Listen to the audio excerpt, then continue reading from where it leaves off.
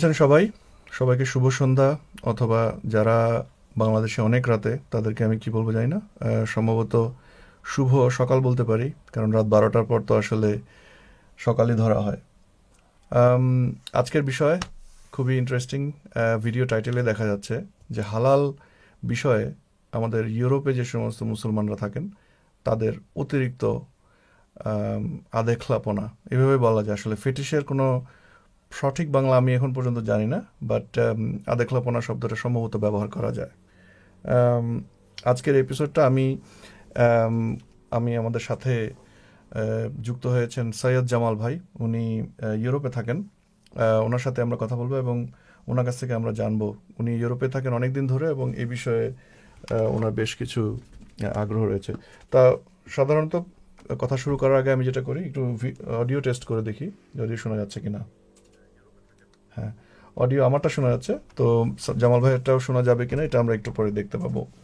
তো আপনারা প্রশ্ন যদি কিছুক্ষণের জন্য স্থগিত রেখে শুধু শোনেন এবং দেখেন, তারপরে আমরা প্রশ্নের জন্য ফ্লোর ওপেন করে দেবো। তখন আপনাদের প্রশ্ন জামাল ভাইয়ের কাছে আমরা নিয়ে যাব। তো আমরা জামাল ভাইয়ের কাছে চলে যাচ্ছি। জামাল ভাই কেমন আছেন? ভালো আরিফ ভাই, থ্যাংক ইউ। আচ্ছা, আপনার আশা কথা করি বাকি সবাই ভালো আছেন। আশা করি শোনা যাচ্ছে। আমি একটু টেস্ট করে দেখি। শুনতে পাচ্ছেন কি? জামাল ভাইয়ের কাছে আমরা নিয়ে যাব। আমরা জামাল ভাইয়ের কাছে চলে যাচ্ছি। ভালো আরিফ ভাই। গুড। আপনার কথা শোনা যাচ্ছে, ফ্যান্টাস্টিক, থ্যাংক ইউ। কিভাবে জানি কোইন্সিডেন্টালি হয়ে গেল, আমরা দুজনেই সাদা রঙের টি শার্ট পোলো পরে আছি। So I don't know how it happen, but it just happen. আমি মাত্র নোটিস করলাম। Okay, good. আমি ওটা দেখতে পাচ্ছি না। ও আচ্ছা, সরি। হ্যাঁ, আপনি পরে দেখবেন, অসুবিধা নাই। সো জামাল ভাই, আপনি তো ইউরোপে আছেন অনেকদিন ধরে, আপনি নিজের সম্পর্কে আমাদেরকে কিছু বলেন। আমি অনেকদিন, মানে আমি 21 বছর আসা যাওয়া করছি। গত 2 বছর আমি পার্মানেন্টলি থাকার চেষ্টা করছি। হ্যাঁ, 21 বছর যাবত আসা যাওয়া করছি। আমি মূলত বেলজিয়ামে থাকতাম দীর্ঘ সময়, 95 থেকে। তো 2015 থেকে 14 শেষ থেকে আমি ফিনল্যান্ডে থাকছি। মোটামুটি এটাই। আর আচ্ছা। আদারওয়াইজ আমি এই যে যেটা আমরা বলি ফ্রি থিঙ্কিং, যে মুভমেন্টটা, হ্যাঁ, একজন খুব নগণ্য কর্মী বলে নিজেকে মনে করি। বেশি তো কিছু বলার নেই নিজের আম, সম্বন্ধে এখানে। আমাদের সাথে আপনাদের পরিচয়, আমার সাথে আপনার পরিচয় খুব বেশি দিনের না, কিন্তু তার তার আগে থেকেও আপনি হ্যাঁ। নিশ্চয়ই এই অঙ্গনে কাজ করে যাচ্ছেন। তো আপনি এর আগে কি কি বিষয়ের সাথে যুক্ত ছিলেন আমাদের যদি একটু বলেন, যারা আমরা আপনাকে আমি কম চিনি। ইনফ্যাক্ট আমি প্রায়, আমার বয়স 51।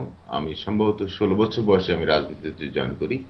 সেটা তখন আমি করতাম, আমরা জাসদের সমর্থন করতাম বেশ কয়েক মাস। পরবর্তীতে বাংলাদেশ লেখক শিবির, কুষ্টিয়া জেলার, যেটা কুমারখালীতে বাড়ি আমার, সেখানে জয়েন করলাম লেখক শিবির।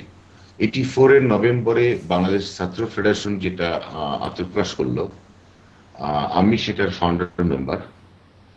13 জনের ভিতরে একজন ছিলাম প্রথম কমিটির। এটাই। আর পেশাগত জীবনে আমি ছিলাম বিজনেস কনসালটেন্ট বাংলাদেশে। এটাই। পরবর্তী রাজনীতির সাথে এইভাবে সরাসরি কোনো সম্পৃক্ততা আমার নেই, যদিও সমর্থন আছে। যে ভালো ভালো যে মুভমেন্ট গুলো হয়, যেমন এখন তেল গ্যাস, যে কমিটিটা, আনুভাইদের যে কমিটিটা কাজ করছেন, পার্টিকুলারলি সুন্দরবন নিয়ে গত কয়েক বছর যাবত আনুভাই কাজ করছেন। আনুভাইকে আমি ব্যক্তিগতভাবে চিনি, সেই 82 সাল থেকে একসাথে কাজ করেছি। ওনার ডেডিকেশন নিয়ে আমার সামান্যত কোনো সন্দেহ নেই। ওনার সম্বন্ধে যে খুব আজে বাজে কথা বলা হয়, খুব দুঃখজনক। একদম খুব দলবাজি করে ওনার সম্বন্ধে আজে বাজে কিছু কথা বলা হচ্ছে, বিশেষ করে গত 7 দিন যাবত। খুব কষ্ট পাচ্ছি আমি এটা দেখে। আর আমি ওনাকে চিনি আহ 82 থেকে, তাই না? এই 34 বছর। তো কি বলবো আর, কষ্ট লাগে এগুলো দেখলে। তার ডেডিকেশনের কাছে কেউ ধারে কাছে যেতে পারবে, অনেক যারা সমালোচনা করছে তার ধারে কাছে যেতে পারবে না। আমার মনে হয় আনু মোহাম্মদ স্যার সম্পর্কে মোটামুটি সবাই জানে, এবং যারা বলে তারা কেন বলে যেহেতু আমরা জানি, সুতরাং তাদের কথা আমরা আসলে পাত্তা দিই না বা গ্রাহ্য করি না। তো আপনার কাছে ফেরত আসি। আম, জি। আপনি, আপনার সাথে যখন আমার কিছুদিন আগে কথা হচ্ছিল, তখন আমরা আসলে আলোচনা করছিলাম যে কি নিয়ে কথা বলা যায় এবং কোনটা নিয়ে আপনি কথা বলতে আগ্রহী। তো এই বিষয়টা আসলে আপনি তুলে এনেছেন যে ইউরোপে মুসলমানরা যে হালাল বিষয় নিয়ে অতিরিক্ত, এই যে আমি যে শব্দটা বললাম, আদেখলাপনা করে, এটা কেন করে, হুম। এবং আম, এর এর প্রাসঙ্গিক যে বিষয়গুলা আমরা মনে হয় সেদিকে কথা বলতে পারি। শিওর। আমার কাছে খুব ইম্পর্টেন্ট মনে হয়, কারণ কি এই 21টা বছরে ইনফ্যাক্ট আমি যখন ঢাকাতে রেগুলার থাকতাম তখনও দেখেছি আরিফ ভাই, আমি খুব ছোটবেলা থেকে ক্লাবে যেতাম ধরেন 30 বছরের বেশি। হ্যাঁ, তো আমি ক্লাবে যেয়ে দেখছি যে ঠিক আছে, মানুষ ড্রিঙ্ক করছে, সিগারেট খাচ্ছে, জুয়া খেলছে, হুম, মেয়ে মানুষের কথা বলছে, হুম, বাট যখনই কোনো শুয়োরের মাংসের কথা ওঠে, হ্যাঁ, তখনই সমস্ত কিছু নাজায়েজ হয়ে যায়। হ্যাঁ, এক সেকেন্ড, আমি ট্রাভেল করি প্রচুর। আমি দেখেছি যে ফ্লাইটে, লং ফ্লাইটগুলোতে বা ইভেন শর্ট ফ্লাইটে মানুষ প্রথমেই উঠে, মুসলিমরা বা সবাই হতো, ধর্ম নির্বিশেষে, তখন পরিচয়টা জানতে পারি না, পাশে বসে বলছে ঠিক আছে, হুইস্কিটা নেওয়ার পরেই খাবারের কোশ্চেনটা আসলেই যখন বলছে ভেজ না নন ভেজ, কোশ্চেনটা ছিল ভেজ বা নন ভেজ, আনসারটা হবে either veg or non veg, but বলছে হালাল ফুড। ঠিক আছে, তো খাচ্ছে হুইস্কি, বাট ফুডের ক্ষেত্রে হালাল চাইবে। হ্যাঁ, প্লেনে উঠে। এখন যদি বলা হয় যে তাহলে এই প্লেনটা তৈরি করছে, আমার কাছে কোশ্চেনগুলো আমার কাছেই আসতো মনের মধ্যে, এই প্লেনটা যতদূর তৈরি করছে যারা রাইট ব্রাদার্স, আমি যতদূর জানি এরা মুসলিম না। হ্যাঁ হ্যাঁ, প্লেন ক্রিশ্চিয়ান। এখন যদি বলা হয় ইহুদি, আমি সেটা জানি না, বাট মুসলিম না এটা আমি নিশ্চিত। হুম, এদের তৈরি যে একটা প্লেনে আমি চড়ে গেলাম, হ্যাঁ, ওখানে খাচ্ছি হুইস্কি স্কটল্যান্ডের, বাট চাচ্ছি আমি হালাল ফুড। হ্যাঁ, এই 10,000 ফিট বা 30,000 ফিট উপরে উঠে, আমার কাছে একটু বাড়াবাড়ি মনে হয় এটা। এটা একটা। পরবর্তীতে যখন আমি বিভিন্ন শহরে, পার্টিকুলার ব্রাসেলসে বলতে পারি, বিভিন্ন শহরে গেছি, লন্ডনে বিভিন্ন জায়গায় আমি যখন দেখছি, লন্ডনে প্রথম দেখছি আমি সম্ভবত 95 সালে যখন প্রথম গেলাম, যে হালাল হালাল, আরবি, ইংলিশ, বাংলায় 3টা ল্যাঙ্গুয়েজে লেখা থাকতো হালাল হালাল। হ্যাঁ, আমি বলি, হালাল ফুড বিষয়টা কি আসলে? হুম, পরে জানলাম যে যে পশুগুলা সৃষ্টিকর্তার, ঈশ্বরের ঈশ্বর বা সৃষ্টিকর্তার নামে মানে বিসমিল্লাহ বলে জবাই করা হয়, সেটা নাকি হালাল। হুম, তো অনেক কোশ্চেন আরিফ ভাই আমার কাছেও আসছে যে আসলে এটা তো আপেক্ষিক একটা বিষয়। প্রথমত যে কোনো, আমি কোনো পশুর জীবন, মানে জীবন নিতে পারবো না, হত্যা করতে পারবো না, কাটতে পারবো না, যদি ঈশ্বরের ইচ্ছা না হয়। তো যেটা বাই ডিফল্ট তার ইচ্ছা হতে হবে, তাই না? সেখানে আমি এই তার নাম নিলাম কি নিলাম না, আমি না নিলেও তো সেটা তার ইচ্ছায় কাটছি আমি, সেখানে হালাল বলার দরকারটা কি? এটা একটা একটা বিষয়। আরেকটা বিষয়, আমি এই শুধু গরু বা মাংস কেনার ক্ষেত্রে আমি হালালের কথাটা বলছি, মাছের ক্ষেত্রে হালাল হচ্ছে না কেন? এটা আরেকটু ব্যাখ্যা হয়তো থাকতে পারে। এক, আমি যখন সোশ্যালের টাকাটা খাচ্ছি ইললিগ্যাল ডিক্লারেশন দিয়ে, আমি আমার অনেক মুসলিম ভ্রাতাকে দেখছি, ভাইকে দেখছি বেলজিয়ামে, উনি মসজিদ কমিটির সভাপতি বা নেতা, উনি নিজের স্ত্রীকে ডিভোর্স দেখাচ্ছেন, দেখিয়ে স্ত্রীর নামে উনি কমিউন থেকে আলাদা সোশ্যাল টাকা নিচ্ছেন, সেপারেট অ্যালাউন্স নিচ্ছেন ডিভোর্স দেখিয়ে। তখন কিন্তু হালাল হারাম বিচার করছেন না উনি। হ্যাঁ, ওই টাকাটা নেওয়ার ক্ষেত্রে পাশাপাশি এটাও দেখছি নাইট, আরিফ আপনি লন্ডন থেকে আপনি দেখছেন যে নাইট শপ যেটা, আর লন্ডন থেকে বাকির একটু ডিফারেন্স হয়তো নাইট শপ গুলোতে আছে, যাক তারপরেও আপনি আমাদের এদিকে জার্মানি বা বেলজিয়াম, ফ্রান্সে এসে বা ফিনল্যান্ডে এসে দেখে থাকবেন নাইট শপ যেগুলা, যে এখানে আমাদের বাঙালি, ইভেন বাঙালি প্রচুর আছেন যে যারা দোকান চালাচ্ছেন, সেখানে মদ বিক্রি করছেন। হুম, মদ বিক্রি করছেন, মদ বিক্রি করে টাকা নিচ্ছেন, লটারির টিকিট বিক্রি করে, লটারি হারাম, লটারির টিকিট বিক্রি করে টাকা ইনকাম করছেন, বাট খাবারের দোকান যখন কোশ্চেন আসে তখন হালালে কোশ্চেনটা চলে আসে, যখন মাংস কেনার কোশ্চেন আসে তখন হালালে কোশ্চেন চলে আসে, বাট যখন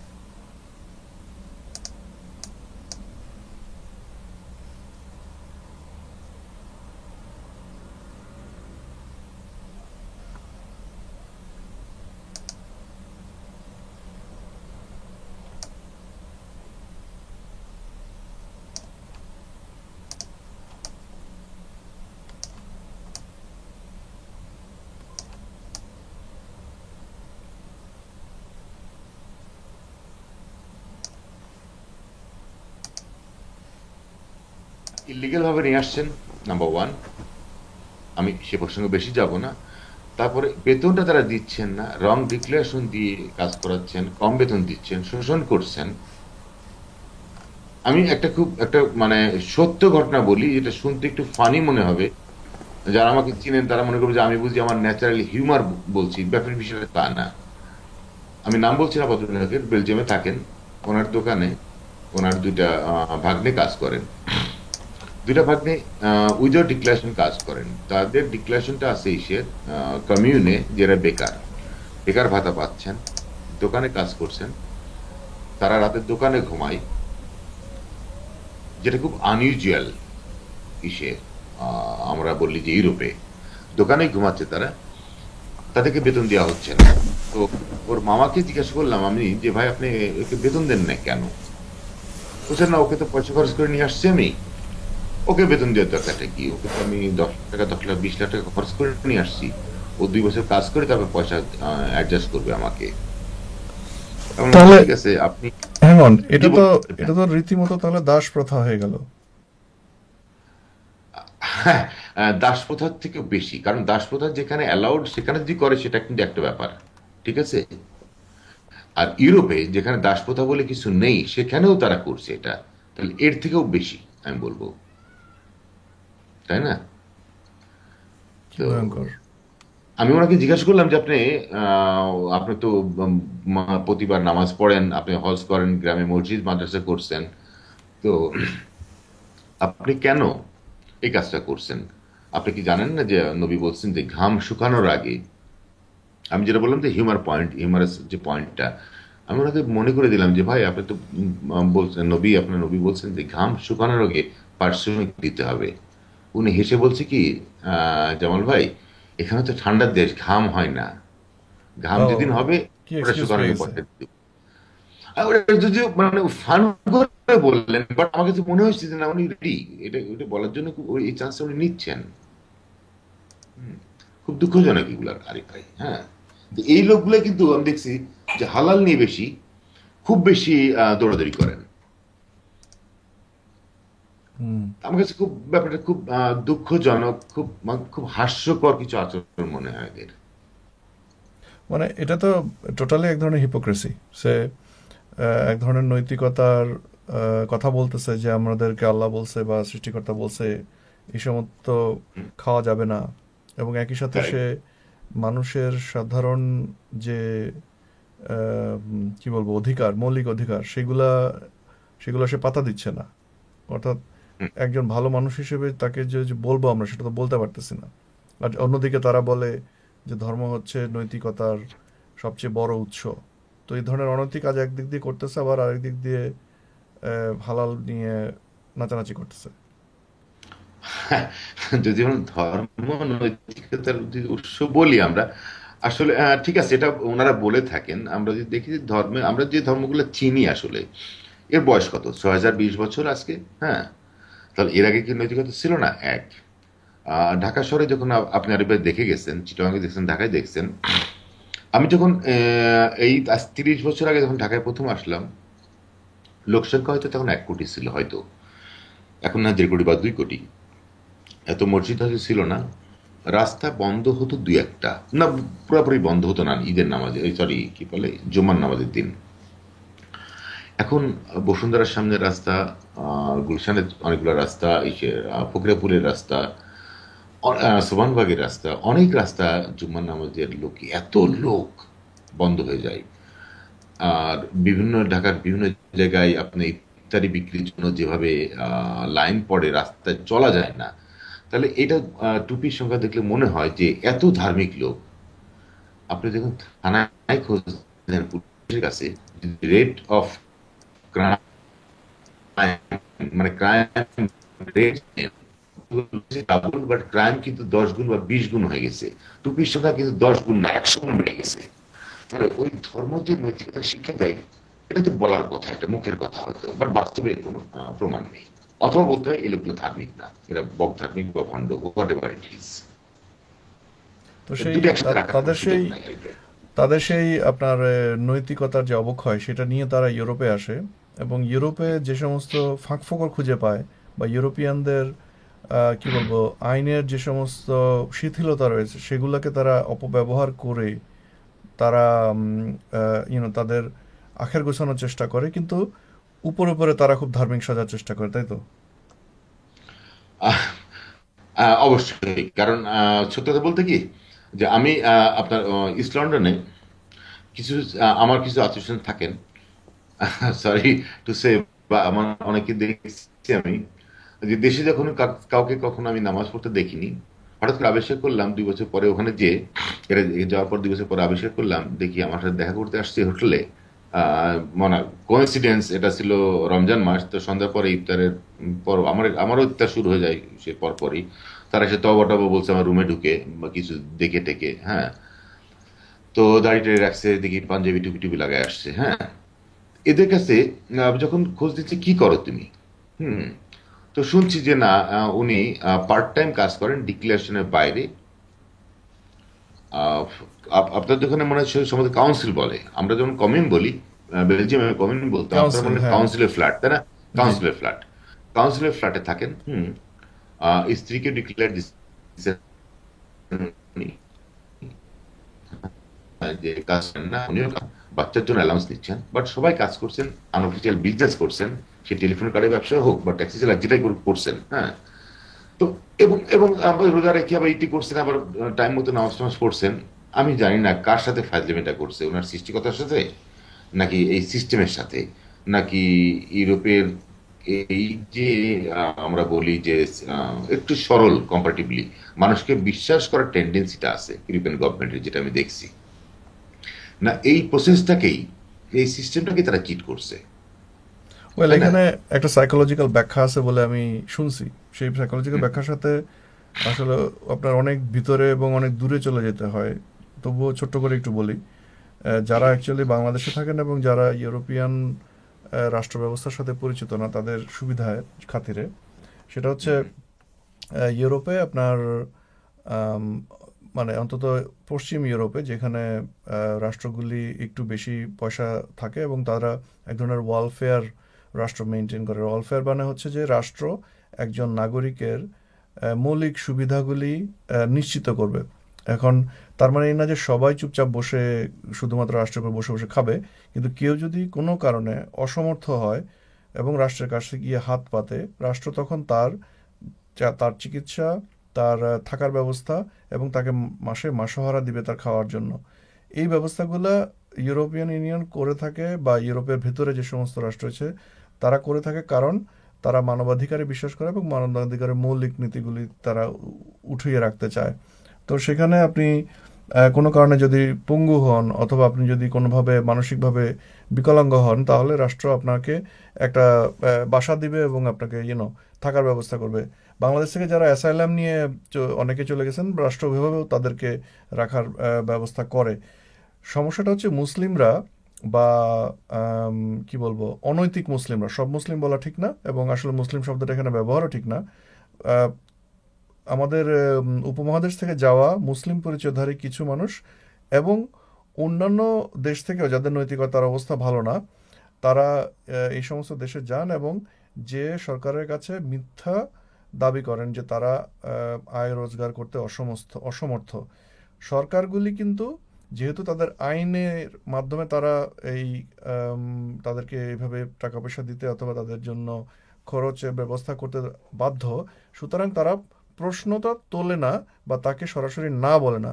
সমস্যাটা হচ্ছে আহ, মোটা দাগে ইউরোপিয়ানরা জানে যে এই অঞ্চলের থেকে মানুষজন আসলে তারা আসলে অতটা নৈতিকভাবে উচ্চমানের না। ইউরোপিয়ানরা তাদের আইনগুলি তৈরি করেছে মূলত তাদের নিজেদের নাগরিকের জন্য, এবং যে নাগরিক তাদের শিক্ষা ব্যবস্থার মাধ্যমে গড়ে ওঠে এবং যে নাগরিকের নৈতিকতা আসলে একটি তথাকথিত মুসলিম রাষ্ট্রের মানুষের নৈতিকতা থেকে একটু ভালো, এবং তারা আসলে মিথ্যা দাবি করবে না, এই ভরসাটা তাদের থাকে। যেহেতু এই ভরসা তাদের থাকে, সুতরাং কেউ যদি তাদের কাছে যে দাবি করে যে আমি আসলে পারছি না, তখন তারা সরল মনে সেটা বিশ্বাস করে এবং আইনগতভাবে তারা সেটা বিশ্বাস করতে বাধ্য। তারা হয়তো টুকটাক চেক করে দেখে এবং ইদানিংকালে সেই চেক করার পরিমাণ বাড়ছে, কিন্তু তার মানে এই না যে তারা আসলে সত্যিকার ভাবেই অবিশ্বাস করে, কিন্তু এই দুর্বলতার সুযোগ মুসলিমরা নিয়ে থাকে। এবং তাদেরকে যদি কখনো জিজ্ঞাসা করা হয়, বিশেষ করে আমি আমার বাংলাদেশি কিছু মুসলিমদের আমি জিজ্ঞাসা করেছি, তারা বলেছে হ্যাঁ তারা তো উপমহাদেশে গিয়ে 200 বছর আমাদের রক্ত চুষে এসেছে, শুধু আমরা এখানে চুষতে আসছি। এটা হচ্ছে এক দলের অভিমত। আরেক দলের অভিমত হচ্ছে যে আল্লাহর মাল আল্লাহ খাওয়াবে, নানান রকম এক্সকিউজ তারা খাড়া করে। কোনোটাই কিন্তু আপনার নৈতিকভাবে কি বলবো সচল বা সবল নয়। এবং সবচেয়ে ইম্পর্টেন্ট ব্যাপার হচ্ছে যে আম, এটার কারণে কিন্তু যারা আমাদের মতন যারা উদয়াস্ত পরিশ্রম করে টাকা রোজগার করে এবং সেই টাকার একটা বড় অংশ সরকারকে ট্যাক্স হিসেবে দেয়, যেই ট্যাক্স দিয়েই কিন্তু এই আম, যারা বসে থাকেন তাদেরকে খাওয়ানো হয়। আম, তারা কিন্তু ধীরে ধীরে এক ধরনের ক্ষোভ তাদের মধ্যে পুঞ্জীভূত হতে থাকে, বলে যে আমরা তাহলে কি দোষ করলাম, আমরা এত কষ্ট করে আর্ন করি। যেমন কথার কথা, আমি যদি বছরে এত টাকা আর্ন করি, তার মাঝে 1/3 সরকার নিয়ে যায় এই ট্যাক্সের জন্য। হ্যাঁ, সরকার শুধুমাত্র যে এই টাকা থেকে তাদেরকে খাওয়ায় তা না, কিন্তু আমরা জানি যে একটা বড় টাকা তারা এই ক্ষেত্রে দেয়। সরকার ট্যাক্সের টাকা দিয়ে অন্যান্য কাজও করে, রাস্তাঘাট মেনটেন করে, হসপিটাল মেনটেন করে, অথবা ইরাকে যে বোম ফেলে, দ্যাটস ফাইন। কিন্তু মুসলিম এই যে অনৈতিক জনগোষ্ঠী, এরা রাষ্ট্রে কোনো রকম কন্ট্রিবিউট করে না পজিটিভলি, তারা শুধুমাত্র নিতে জানে। এটা হচ্ছে একটা ছোটোখাটো ব্যাকগ্রাউন্ড। যারা এই যে কমিউন এবং কাউন্সিল এবং বেনিফিট এই শব্দগুলোর সাথে পরিচিত না, তাদের জন্য এক ধরনের হালকা ব্যাকগ্রাউন্ড দিলাম।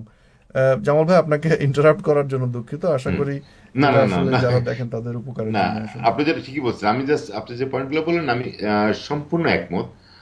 যে যে পয়েন্টগুলো তারা বলছে যে ঠিক আছে যে আল্লাহ খাওয়াচ্ছেন, হ্যাঁ। একটা লাইন আমি বেলজিয়ামে অনেকবার শুনছি, লন্ডনে শুনছি। ওনারা বলেন যে যখন ওয়েলফেয়ার সিস্টেমটাকে যখন চিট করা হয়, তখন তারা বলছেন যে ইহুদিদের বা এই নাসাদের চিট করাটা এটা হারাম কিছু না, এটা একটা ধর্মযুদ্ধের অংশ। যে আমরা যদি চিট করে দেখে কাছে কিছু নিতে পারি, হ্যাঁ, সেটা তোদের অংশ। এটা কি ওই যে তাকওয়া বলে যে ওইটা নাকি? আমি ঠিক যে আরবিটা জানি না, কেন ওই একটা আরবি ইহুদিদেরকে বা আমরা অমুসলিমদেরকে চিট মিথ্যা কথা বলে বিভ্রান্ত করার মধ্যে অপরাধের কিছু নাই। কোনো কোনো অপরাধে কিছু নেই, এরা তারা মনে করে এটা, হ্যাঁ। বেসিক্যালি নিজের কাজটাকে জায়েজ করার জন্য যেটা যেটা বলার দরকার, যে যে হাদিসে কোটেশনগুলো দেওয়া দরকার, ওইগুলো কিন্তু মুখস্থ রাখে ওরা, হ্যাঁ। কিন্তু যদি বলা হয় যে তুমি এখন চুরি করছো এখানে, তাহলে তোমার হাত কাটতে হবে, তখন বলে এটা তো শরিয়া রাষ্ট্র এখনো হয়নি এটা, হ্যাঁ। তো এই যে বিষয়টা, যে শরিয়া রাষ্ট্র হলে তখন হাত কাটতে পারবে, কিন্তু আগে শেষ চুরি করতে পারবে। হুম।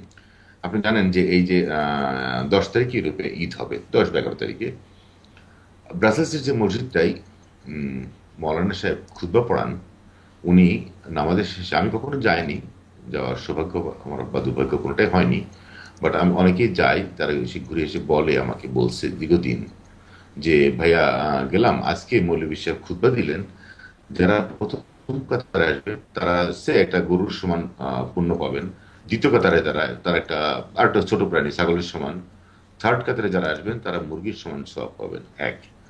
এরপরে খুতবা দিচ্ছেন তারা যে ইহুদি নাসারা ধ্বংস হোক, হ্যাঁ। তো ওই মসজিদের ইমামের পয়সাটা কিন্তু কমিউন দেয়। তা আমার কথা হচ্ছে যে এখানে যদি আমরা হাদিস দেখি, বলা হচ্ছে যে তুমি যদি তোমার মালিকের প্রতি, দ্যাট ইজ এমপ্লয়ার প্রতি, মানে বিশ্বস্ত থাকো, সেটা একটা ইমানের অংশ। কি সেখানে যেখানে কমিউনের পয়সাটা খাচ্ছে, সে কমিউনের পয়সায় থাকছে, তখন সে আবার বলছে যে এই রাষ্ট্র ধ্বংস হোক। নিমক হারাম একটা শব্দ আছে না আরিফ ভাই, আপনি শুনে থাকবেন বাংলায়, সুন্দর একটা হ্যাঁ, শব্দ নিমক হারাম, আছে। মানে যার লবণ হ্যাঁ, খাচ্ছি তার মানে যাদের, বিরুদ্ধেই। হ্যাঁ, নুন, তার বিরুদ্ধে আমি করছি, হ্যাঁ। তো আমার কাছে মনে হচ্ছে যে আমাদের এই যে পার্টিকুলারলি এই যে বাঙালি মুসলিম কমিউনিটির ভিতরে এই বিশেষ গুণটা আমি একটু বেশি দেখছি। ইউরোপ, আমেরিকা থেকে কম গিয়েছি আমি, বাট আমি খুব দেখছিটা খুবই কম ইউরোপে। আমার কাছে খুব দুঃখজনক মনে হচ্ছে যে যত ধরনের আকাম কুকাম খারাপ কাজ করার কোনো দিক থেকে এনারা পিছিয়ে নেই, হ্যাঁ। আবার যদি বলেন ধর্মকর্মের ক্ষেত্রে, হ্যাঁ, আনুষ্ঠানিকতা যেগুলো আছে সেগুলো তারা করবেন। 3 বছর 4 বছর বেকার ভাতা খাচ্ছেন নিজে, স্ত্রী কাজ করছেন, ব্যবসা করছেন, তারপর এবং ডিভোর্স দেখাচ্ছেন স্ত্রীকে, সেখান থেকে টাকা ইনকাম করে যেহেতু স্ত্রীকে ডিভোর্স দেখাচ্ছেন, ভাষা শিখাচ্ছেন না, ভাষা শিখলে তাকে কাজ করতেই হবে।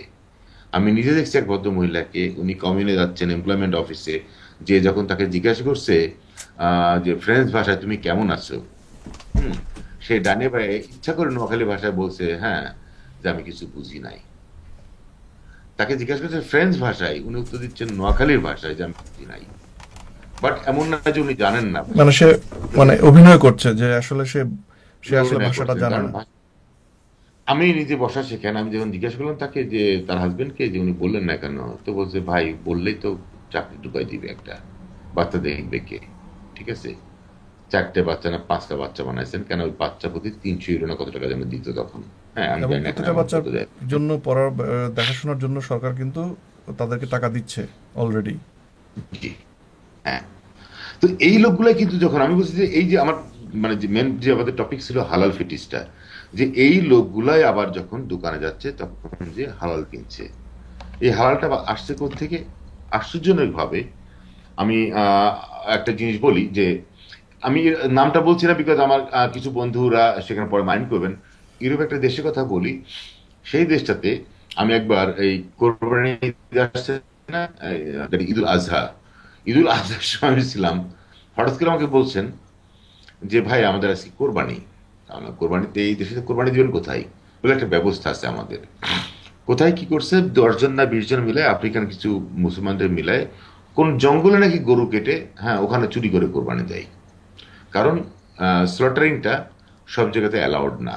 হ্যাঁ, হুম, স্লটারিং এখানে তো আসলে কোনো পশুকে খাওয়ার নিমিত্ত যদি হত্যা করতে হয় তাও বাংলাদেশ যেটাকে মনে হয় বলে পশু ক্লেশ আইন, মানে অ্যানিমাল, সেখানে অ্যানিমালকে মনে হয় ইলেকট্রিসিটি দিয়ে জ্যাপ করতে হয়, ইনস্ট্যান্টলি মারা যায়।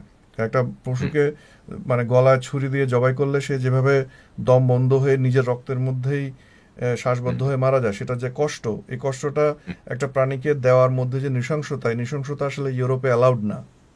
হুম। তো না, কিন্তু এই যে বাংলাদেশ থেকে যে শিখে আসছে, আমি আমি আমি দীর্ঘদিন আমি এই কোরবানি ঈদের সময় বাংলাদেশে থাকি না কখনোই, একবার দুইবার, 30 বছরের সম্ভবত দুইবার ঠিক থাকছি আমি। আমি দেখেছি যে ওই বাবারা তাদের 2 বছরের, 3 বছরের বা 1.5 বছরের বা 1 বছরের বাচ্চা কোলে নিয়ে গরু জবাই করে, এবং অ্যাজ ইফ মানে একটা নৃশংস বিষয়ে নিজেদের পার্টিসিপেট করছেই, বাচ্চাটাকে পার্টিসিপেট করাচ্ছে, শেখাচ্ছে তখন থেকেই। হ্যাঁ, এটা মানে এই লোকগুলা তাহলে কি করবে বলেন, এখন ওখানে ইউরোপে যখন যাচ্ছে, তখন তাদেরকে নিজে হাতে যদি পশু জবাই করতে না পারে, যদি সে চামড়া ছুলতে না পারে, তাহলে হয়তো পুণ্যের একটু ঘাটতি হয়ে যাবে, 1% বা 10-20%। এই জন্য যে দেশে থাকছে সে দেশে আইনকে ভঙ্গ করে জঙ্গলে যেয়ে চুরি করে সেখানে জবাই করে মাংস ভাগ করে নিয়ে এসে খাচ্ছে। আমি জানি না এর ভিতরে কোনো আদৌ কোনো মজা আছে কিনা। ছোটবেলায় আমরা ঠিক আছে চুরি করে ডাব পেড়ে খেলাম, এটা পেড়ে খেলাম, that's a different issue. But when you are doing in the name of God, এবং আপনি বিশ্বাস করেন উনি দেখছেন, উনি নাকি 2টা কেজিবি না সিআই আপনি 2 কাঁধে রেখে দিচ্ছেন, উনি দেখে থাকেন এটা, তো উনি কি এটা দেখছেন না যে এই অবস্থা হচ্ছে? নাকি বলবেন যখন ওই দেশে ইউরোপের কোনো ইহুদি নাসারার কোনো জঙ্গলে যখন যাব, তখন ফের যেহেতু অপবিত্র থাকবে না, এটা থাকবে না সাথে, তা তো না, তাই না? জি। তো এই যে ডাবল স্ট্যান্ডার্ডটা, এই যে ভণ্ডামিটা, হ্যাঁ, এটা মানে আমাদের, আমি বলছি এই যে মুসলমানদেরকে আরো বেশি ছোট করে ফেলছে মানুষের কাছে এই ভণ্ডামিগুলা।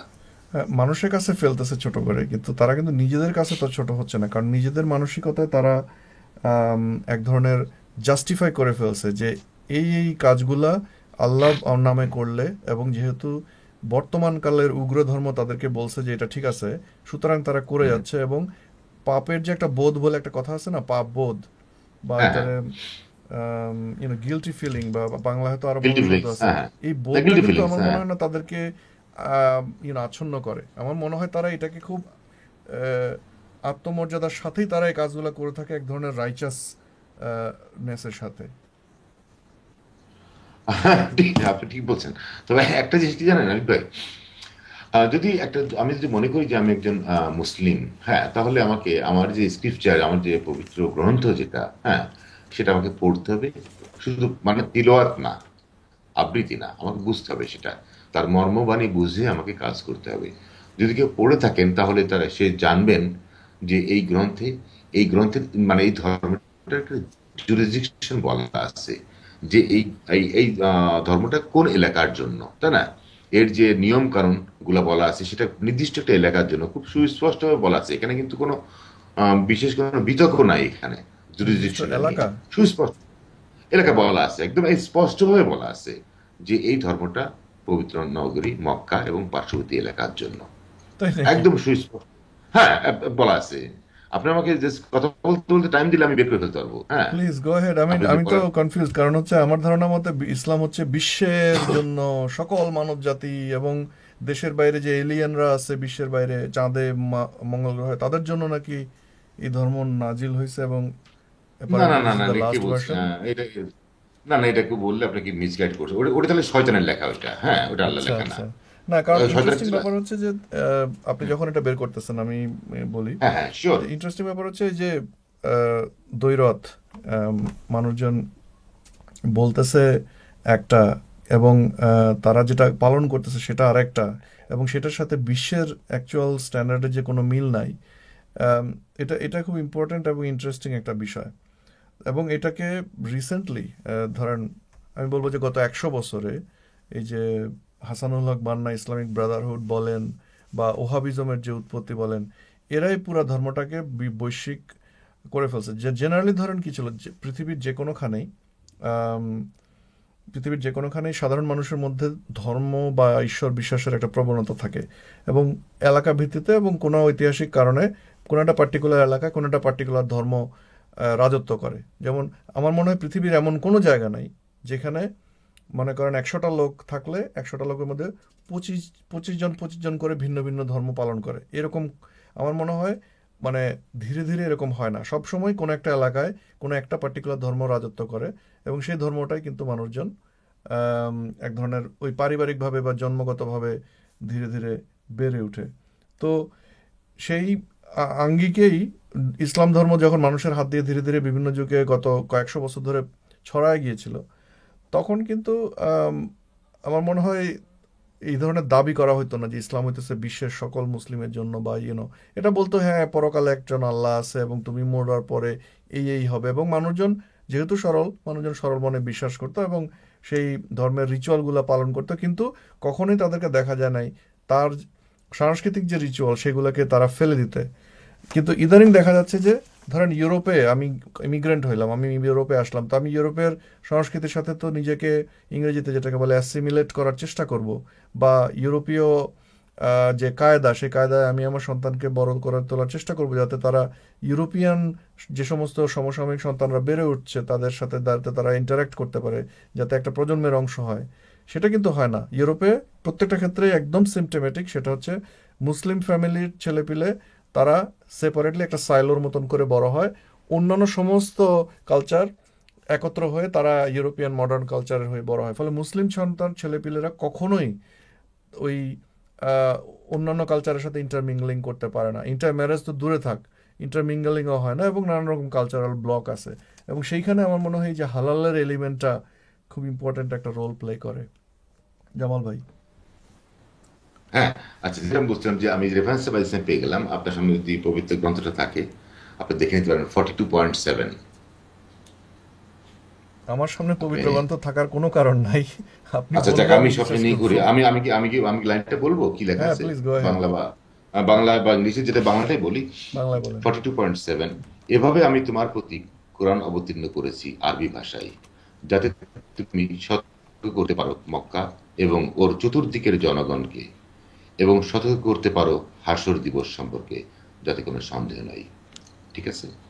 দ্যাট ইজ একদম আমি শুধু একটাই বললাম, এর আরো 10-12টা জায়গায় বিভিন্নভাবে বলা আছে যে এটা কোন এলাকার জন্য, why it is in Arabic. হ্যাঁ, সুস্পষ্টভাবে কিন্তু বলা আছে। আমরা যদি 41.44-এ যাই, প্রথম লাইনটা আমি যদি এটা আজমি ভাষায় অবতীর্ণ করতাম তবে তারা অবশ্যই বলতো এর আজগুলো বিশদভাবে বর্ণনা হয়নি কেন। কি আশ্চর্য যে এর ভাষা আজমি অথচ রাসুল আরবীয়। এই যে রাসুল আরবীয়, তাই না? এটাও আবার আরেকটা জায়গায় বলা আছে যে ঠিক আছে, তুমি হচ্ছে এই এলাকার লোক।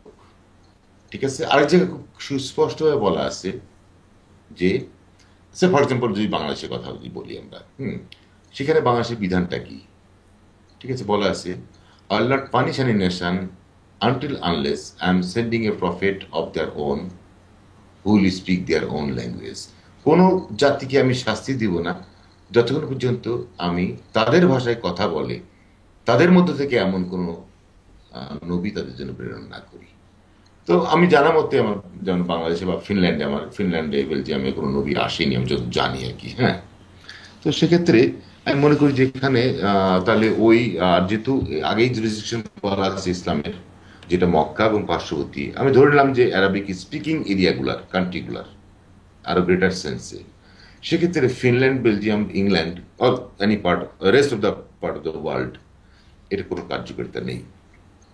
এটা কিন্তু এই গ্রন্থ, আমি কিন্তু এই আপনি এখন বলতে পারেন যে অনুবাদে ভুল হয়েছে, সেটা আমি কিছু বলতে পারবো না। না আমি না, 7-8টা অনুবাদে অনুবাদে দেখছি অনুবাদে ভুল একই হওয়ার মিনিং। কোনো কারণ নাই জামাল ভাই, কারণ আমি নিজেও চেক করছি। এই যে আমি 42.78 Sahih International বলছে, and thus we have revealed to you an Arabic Quran that you may warn the mother of The mother cities of towns, that is Mecca, cities and and all those around. around it, হ্যাঁ, উমার and কাসার warn হচ্ছে of the day Mecca, of assembly, right. about which there is no doubt. A party will be in right, paradise and a party will be in the blaze. মানে প্রত্যেকটা কথা শেষে একটা করে ধমক দেওয়ার ব্যাপার থাকে, বাট এখানে স্পেসিফিক্যালি ইংরেজিতেও আছে আর কি। আমি আরবি পড়তে পারি না, সো আমার আরবি ভার্সনের দরকার নাই। আর এই আরবি পড়া আসবে না, বিকজ এটা হচ্ছে 1400 বছর পুরনো আরবি। আপনি কি তাহলে এখন আপনি, আমরা বঙ্কিমচন্দ্র অরিজিনাল যে এটাকে, পয়েন্টের কথা বলছিলেন সেটা হচ্ছে যে জি, আপনি হালাল বলছিলেন ব্রিটিশ, যে হালাল ব্রিটিশ, রাইট। যেহেতু, হ্যাঁ, যদিও এটা কোরআনে স্পেসিফিক্যালি বলা আছে যে এই এই ধর্ম আসলে সারা দুনিয়ার জন্য না, কিন্তু এটাকে সামহাও পুরো হ্যাঁ, দুনিয়ার জন্য করে ফেলা হয়েছে। এবং বাঙালি সংস্কৃতি আরো, থেকে আসা বা হ্যাঁ, বাংলাদেশ থেকে আসা লোকজন ইউরোপে মাইগ্রেন্ট হওয়ার পর হঠাৎ করে মুসলিম কিভাবে জানি হয়ে পড়ে, তার অন্যান্য সমস্ত সাংস্কৃতিক পরিচয় ফেলে দিয়ে। এই এই ব্যাপারটার পিছনে ধর্ম একটা বড় কারণ হিসেবে থাকে। কিন্তু আপনার কি মনে হয় যে কেন তারা এটা করে এবং এখানে হালালের আহ, ভূমিকাটা কি?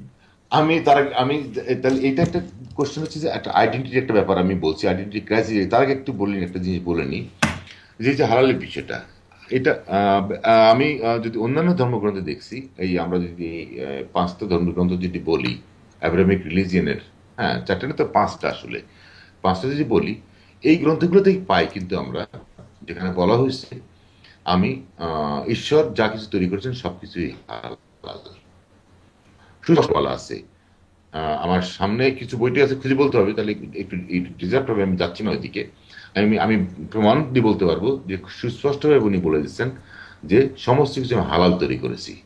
এক, সেকেন্ড হচ্ছে mister Nuh, that is prophet Noha, what ever we call, Noah নবী যাকে বলা হয় বাংলায় মুসলিমরা, নহু নবী এই হারাম যে জিনিসগুলো আছে, ফর এক্সাম্পল শুকর বা আরো যে যে আরাম মাংস, মানে যেগুলো বলা হয়, উনি না তুললেও কিন্তু পারতেন এটা, আসলে তাই না?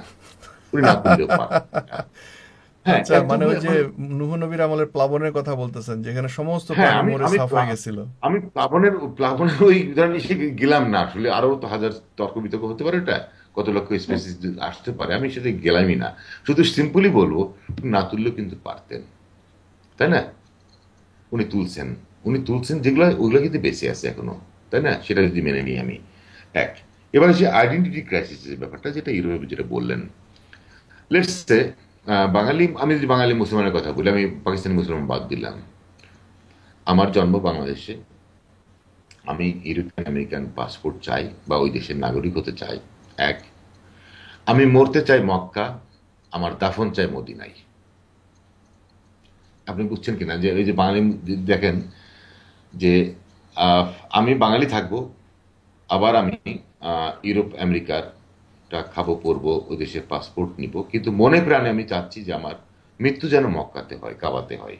ঠিক আহা, আছে? আবার শুধু কাবাতে হলে কিন্তু হবে না, হ্যাঁ, মরার পরে কিন্তু আমি কাবা থাকবে না, কিন্তু দাফনটা কিন্তু নবীর আশেপাশে হয়, যেন মদিনাতে যেন হয়। যে এইটা যাদের ক্রাইসিসটা, আইডেন্টিটি ক্রাইসিস যাদের এইটা, হ্যাঁ, দে ক্যান ডু এনিথিং। ঠিক আছে, তারা কিছুই না কিন্তু আসলে, এই যে এরা মানে যেখানে যেতে যাবে, তাদের সমস্ত বেনিফিট যেগুলো নেওয়ার সেগুলো নিবে, রাইটস যেগুলো সব নিবে, রেসপন্সিবিলিটি কোনোটাই তারা নিবে করবে না। মানে কি? এগুলো তো রীতিমতো চুরি করা, এমবেজেলমেন্ট। দ্যাটস এতক্ষণ আমরা অ্যাবসলিউটলি যেটা কারেক্ট। অলরেডি এস্টাবলিশ করছি। এটা হচ্ছে যে আমি অন্য কোনো, আমি কাউকে ছোট করছি না। পৃথিবীতে ধর্ম আছে সম্ভবত 4,009, 4,700, 4,200, যেটাই বলি না কেন, সমস্ত ধর্মগুলো আঞ্চলিক, তাই না? সমস্ত ধর্মগুলো আঞ্চলিক। যদি আমরা বলি এখন যে আমি ফিনল্যান্ডে থাকি, আরিফ ভাই গত 2 মাস আগে আমি ফেসবুকে একটা ছবি দিয়েছিলাম, রাত 1:30 বা 2টার সময়কার ছবি। সেটা হচ্ছে যে আমার ওখানে তখন আমার এখানে তখন 23 ঘন্টা বা 23 ঘন্টা 30 মিনিট সম্ভবত, বা 22.5 ঘন্টা ওই দিন ছিল, মানে সূর্যটা, হ্যাঁ, সূর্যাস্ত যায়নি। আমরা যদি কিতাব গ্রন্থগুলো দেখি, সেখানে সূর্য নাকি কোন পুকুরের নিচে না কোথায় নিচে পালায় যায়, হ্যাঁ। দেখ, আমি সেসব পালানো টালানো বিশ্বাস করি না, বাট আমি দেখলাম যেটা পালায়নি, ওখানে সারা রাত জেগেছিল সূর্যটা, আমার মাথার উপরে ছিল। এখন যদি আমি বলি যে এখানে যেখানে বলা আছে রোজার সম্বন্ধে, যে আমাকে রোজা রাখতে হবে আহ, আহ, সূর্যোদয় থেকে সূর্যাস্ত পর্যন্ত, কোনো হিউম্যান বিং এর পক্ষে সম্ভব হবে না ওইটা 23.5 ঘন্টা রোজা রাখা, সম্ভব হবে না, কোনোভাবেই সম্ভব হবে না। ঠিক আছে, এক। আবার যদি আমি বলি যে আসলে এটা তো এখানে জুরিসডিকশনে পড়েই না এখানে, তাহলে আমি রাখবো কেন এখানে? এক, কিছু মানুষ কি করেন, ওনারা বলছেন যে আমরা আহ, ফিনল্যান্ডের হিসাবে আমরা ভোর 4টার সময় বা 3টার সময় আমরা সেহরি খাবো, আরবের যখনই হয়, সন্ধ্যা হয়, তখন আমরা ইফতার করব। সেই হিসাবে মোটামুটি 7 থেকে 8 ঘন্টায় রোজাটা রাখা যায়, বুঝলেন? এখন এইটা যদি রাখা যায়, তাহলে আমার বক্তব্য, ঠিক আছে, আপনি একটা আপনার সুবিধা মতো একটা থিওরি করে নিলেন, তাহলে আপনি এত বুদ্ধি করে নিলেন, তাহলে যিনি এই বইটা তৈরি করলেন, লিখছেন ওখানে বসে, উনি কিন্তু একটা বই লেখেন, 5টা বই লিখছেন, তাই না? সাহুফ, তোরাত, জবুর, ইনজিল, কোরআন, এই 5টা বই লেখার মানে পঞ্চম খণ্ডে কিন্তু উনি কারেকশন করতে পারতেন, 5th এডিশনে, উনি কিন্তু করেননি এটা। হ্যাঁ, যে উনি জানেন, আমি দেখেন অতখানি দৃষ্টতা আমি দেখাতে চাই না। হ্যাঁ, উনি সর্বশক্তি, সমস্ত শ্রদ্ধা আমার আছে, আমার সাথে ওনার কিছু মত থাকতে পারে, সেটা আমার ওনার ব্যাপার, হ্যাঁ, কিন্তু অশ্রদ্ধা ওনার প্রতি আমার নেই। আমি বলবো না উনি জানতেন না এটা, হ্যাঁ, আমি বলবো উনি সবই জানেন, বাট উনি সামহাও ফিনল্যান্ডকে ওনার এই জুরিসডিকশনের বাইরে রাখছেন। কি কারণে আমি সেটা জানি না, ঠিক আছে? তাহলে সেখানে এই এটা এই যে বইয়ের যে ইগুলো আছে, বিধিবিধানগুলো আছে, সেটা ওখানে প্রযোজ্য না। এটা যদি মেনে নিতে পারি আরেক ভাই, হ্যাঁ, তাহলে কিন্তু আর সমস্যা থাকে না। তাহলে ওখানকার লোক যেটা করছে সেটা আমি করি। আপনি কোনো সৌদি আরব গেছেন কি, বা কোনো মুসলিম কান্ট্রিতে, অর্থাৎ দেন বাংলাদেশ? আমি আম, আমি গেছি, আমি বাহরাইনে গেছি, তারপর আচ্ছা, দুবাইয়ের ভিতর দিয়ে গেছি। আম, আচ্ছা, যাক, আমি দুবাই এয়ারপোর্টের বাইরে কখনো বেরোইনি, কেন জানো? আমিও যাইনি। আমার আমার আমার সেই দুর্ভাগ্য হয় নাই। রাবুল আলমিন আমাকে অনেক দেশে নিছে, অনেক দেশে, 50টা দেশে, কিন্তু কখনো কোনো মুসলিম কান্ট্রিতে কেন নিল না আমি জানি না। আমার দিলে কি মোহর লাগাই দিল আমি জানি না। তো দুবাই এয়ারপোর্ট ক্রস করছি অনেকবার। তো আমরা যদি দেখি যে, আমরা যেটা শুনি যে এই দেশগুলোতে, মানে পার্টিকুলারলি সৌদি আরবে, যদি আপনি নামাজের সময় বাইরে থাকেন, আপনাকে মারপিট করা হয়, তাই না? মারা হয়। তাহলে এখন যদি ইউরোপে আপনি এখন অথবা যদি কোনো মেয়ে, তো বড় কোশ্চেনই আসে না ওই শর্টস পরে যাওয়ার, ওই যে হিজাব কি পরে, হিজাব টিজাব যেটা বলে, একটা বস্তা টাইপের পরে, যেটা হোয়াট এভার দ্য নেম, হ্যাঁ, এটা না পরে বেরোতে পারবেই না, তাই না? তাই পিটাই মেরে ফেলবে। তাহলে একই জিনিসটা যখন আমি ইউরোপে আসি, এই যে রিসেন্ট বিতর্কটা হচ্ছে বুরকিনি, হ্যাঁ, নিয়ে, বা বিকিনি বুরকিনি নিয়ে, যদি কেউ বলে বসে যে ঠিক আছে, আপনার এই মিডল ইস্টের পোশাকটা আমার এখানে পরবেন না, আপনি কিন্তু দোষ দিতে পারেন আসলে? আমি কিন্তু পারি না, না, যদিও আমি আমি, কেন পারবো? যদি যদি তারা শান্তিপূর্ণ মানুষ হইতো তাহলে একটা কথা ছিল, তারা তো না। তারা তো জেনারেলি তাদের চিন্তা ভাবনা হইতেছে সবই এক ধরনের উগ্র, এবং কিছু লোক বলা যায় যে হ্যাঁ কিছু এক্সট্রিমিজম করে, কিন্তু বাকিরাও কিন্তু যে খুব দূরে তাও না, এটা তো সবাই দেখতেছে চোখের সামনে। এক্সট্রিম, বা আপনি যে বাকিদের কথা বললেন যে তারা খুব যে দূরে, তা না। আসলে বিষয়টা হচ্ছে কি যে একটা জাতি আছে, আমরা বলি, হ্যাঁ, মডারেট মুসলিম, তাই না, বলি না? হুম। আমার কাছে কি মনে হয় জানেন বিষয়টা? হ্যাঁ, এই যে গরু একটা যে কি বাংলায় বলে কাটান দেয়া বলে, হ্যাঁ, আরেকটা কাটান দেয়া ছাড়া থাক, মানে একটা হচ্ছে যে রিপ্রোডাকশনে ইউজ হতে পারে, একটা ইউজ হতে পারে না, এই পার্থক্যটা। এবারে কিন্তু ওর জন্য কিন্তু গরুর মাংসের টেস্ট হয় না, ডিফারেন্স হয় না কিন্তু খুব একটা। ওই ঠিক যে আছে, আমি খাসি টের পাই করা না। যে, গরু খাসি করা যে। কারেক্ট, কারেক্ট, হ্যাঁ। হ্যাঁ। বলা হয় যে মাংসের নাকি ডিফারেন্ট টেস্ট হয়, আমি খুব একটা টের পাই না। তো আমার কাছে মনে হচ্ছে মডারেট মুসলিম আর মুসলিম পার্থক্যটা খুব বেশি নেই, ওই যে এক্সট্রিম মুসলিম যেগুলা। বিকজ হ্যাঁ, সুযোগের বরং অভাবে বরং মডারেট মডারেট। বরং বরং মডারেট মুসলিমগুলো হলো ভণ্ড। বিকজ যখন আইএস বা এই জাতীয় লোকেরা বলছে যে তোমরা কাটো, ওই যে তরবারি দিয়ে গলার অবিশ্বাসীদের ধরো এবং গর্দানের পিছনে আঘাত করো, তাদের মনে ভীতি সঞ্চার করো, তাদের নখ উপড়ায় ফেলো, বলা আছে না? হুম। এখন যারা বলে যে না, এটা বলা নাই, এরা প্রথমত মিথ্যুক, ভণ্ড, প্রতারক, মানে যত ধরনের খারাপ, মানে 420 বা 406 এই ধারাগুলো যেখানে যেখানে পড়বে, এদের ক্ষেত্রে প্রযোজ্য এগুলা। এরা এরা টোটালি প্রতারক। বিকজ নিজের ধর্মগ্রন্থটা পড়েনি, না পড়ে কথা বলবে। বরং ওরা যেটা করছে এক্সট্রিমিস্টরা, ওটাই কিন্তু ওই ধরনের মূল বক্তব্য, ওটাই। কেন ওখানে মানার কথাটাই বলা আছে, ওখানে চুমা খাওয়ার কথা বলা নাই, মানে হাসি করার কথা বলা নাই, সুস্পষ্টভাবে বলা আছে 5.5-এ তোমরা ইহুদি নাসারাদেরকে বন্ধু হিসেবে নিও না, তোমাদের মধ্যে যারা বন্ধু হিসেবে নিবে তারা ওই একই গোত্রের।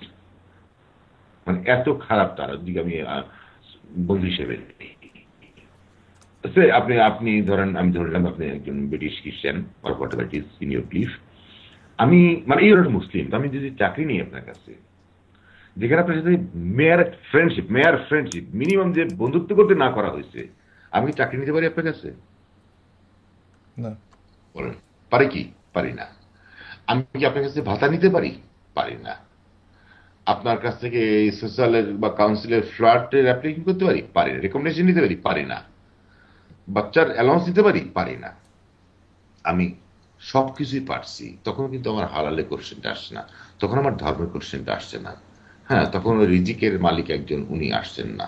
হ্যাঁ, বাট যখনই একটা কি বলে মুরগি, নিরীহ একটা মুরগি বা প্রাণী, গরু ছাগল, তখন কোশ্চেন আসে এটা হালাল কিনা, এটা ঠিক মতো জবাই করে করা হয়েছে কিনা। হ্যাঁ, মদ খাচ্ছি, সমস্যা নেই, মদের সাথে মাংসটা যেটা খাচ্ছি ওটা হালাল দেখতে হবে, মদটা হালাল না দেখলেও চলবে। হুম। আমি একটা কারণ খুঁজে পেয়েছি এখানে, জানেন কি? বলেন। যে এই যে মানে আফটার লাইফে দুটো বিষয় বলা আছে, লোক দেখানো আছে, একটা হচ্ছে মদ এবং মেয়ে মানুষ। এমনি সুস্বাদু খাবার টাবার বলা, ফল ফুল বলা আছে, মাংসের কথা কিন্তু বলা নেই, খেয়াল করেন সুস্পষ্ট ভাবে। এই কারণে মনে হয় ওরা ধরে নেয় যে মদ মেয়ে মানুষ এখানে হালাল না হলেও চলবে। Because to some extent God এটাকে অ্যালাউ করে ফেলছেন এটা। কিন্তু যদি মাংসের ব্যাপারটা বলা নাই, এই জন্য তারা স্ট্রিক্ট থাকতে চায় এখানে, হতে পারে, এটা আই ডোন্ট নো। আর ধর্মের আমরা যদি মদিনা পর্ব দেখি, সেখানে যে দেখছি যে মানে আবার ওই আমাদের পাটমন্ত্রী ছিলেন, ওনার মতোই বলতে হয়, ওই ডাকাতি টাকাতি করে কিন্তু বেশ অনেক। আপনার কথা ভেঙে ভেঙে আসতেছে, by the way, for some reason আমি শুনতে পাচ্ছি না ডাকাতি আসলে। সম্ভব না ইউরোপে, ওইভাবে ফিজিক্যালি ওই অর্থে ডাকাতি সম্ভব না। আমি বলছি যে এই যে একবার যে আমাদের লতিফ সিদ্দিকী একটা কথা বলছিলেন আমেরিকাতে, যেটা নিয়ে ওনার মন্ত্রিত্ব গেল, বলা হয়, আচ্ছা, হ্যাঁ, হ্যাঁ। হ্যাঁ। আপনি শুনতে পাচ্ছেন আরিফ ভাই? জি, এখন শুনতে যে পাচ্ছি। সেটা, এই যে ডাকাতির কথাটা যে বলা হয়, মুসলমানদের নামের সাথে ডাকাতিটা বাট জুড়ে গেছে অনেক আগে থেকেই, 1400 বছর বয়স, 1400 বছর আগে থেকেই। সেটা হচ্ছে মদিনা থেকে, মদিনা পর্বে যখন ওনারা জীবন ধারণ করলেন কিছুটা ডাকাতির নির্ভর করেই। তো এখন তো সেই ডাকাতিটা করা সম্ভব না এখন ফিজিক্যালি, তাই না, ইউরোপে। বরং এই যে ইকোনমিক্যালি চিট করে, প্রতারণা করে, বাটপারি করে যদি খাওয়া হয়, সেটাই মনে হয় তারা ওইভাবে ডাকাতি হিসেবে নিচ্ছে হয়তোবা। বাট এটা হলেও একটা শান্তির ধর্ম যেটা বলা হয়, তার জন্য এটা খুব খারাপ, খুব দুঃখজনক এটা, আরিফ ভাই। ওয়েল, মানে আমার মনে হয় এই হালাল বিষয়টা ইটস চিন্তা এটা করা খুব উচিত আরেকবার ডিফিকাল্ট আমাদের আসলে, কারণ সবার। হচ্ছে যে মানে যে বললাম, মানে আমাদের যেহেতু মানে এটা এক ধরনের বিপজ্জনক সিচুয়েশন। কারণ হচ্ছে প্রথম সমস্যা হচ্ছে যে এই পরিবারগুলি থেকে যে সমস্ত সন্তানরা বেরোয় আসে তারা বাবা মা এবং কমিউনিটির কারণে তারা ওই পার্টিকুলার চিন্তাভাবনায় এক ধরনের ইনডক্ট্রিনেটেড হয়ে যায়। আর যেহেতু তাদের যে চিন্তাভাবনাগুলা তাদেরকে অন্যদের সাথে মিশতে অ্যালাউ করে না, বা মিশলেও সেটা মধ্যে এক ধরনের ঘৃণাবোধ সহকারে তারা মিশে, ফলে তাদের যে সমস্ত সন্তান হবে বা তাদের যে সমস্ত উত্তরসূরি থাকবে তারাও একই রকম চিন্তা ভাবনা করবে এবং আরও হয়তো বেশি উগ্র হয়ে যাবে। সো এটা এক ধরনের হুম, হুম, স্নোবল ইফেক্টের মতন ধীরে ধীরে বাড়তে থাকবে।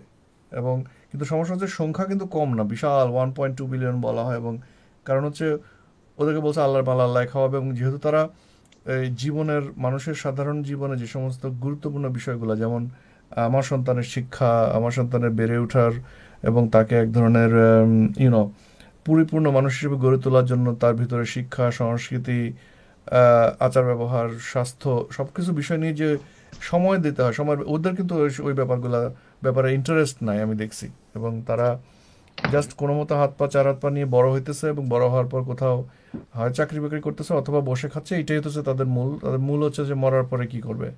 এবং ইউরোপে যেটা দেখতেছি আমরা, ইংল্যান্ডেও যেটা দেখতেছি আমরা, তারা চলে যাচ্ছে আইসিসে, সেখানে ইসলামিক রাষ্ট্র কায়েম করার জন্য।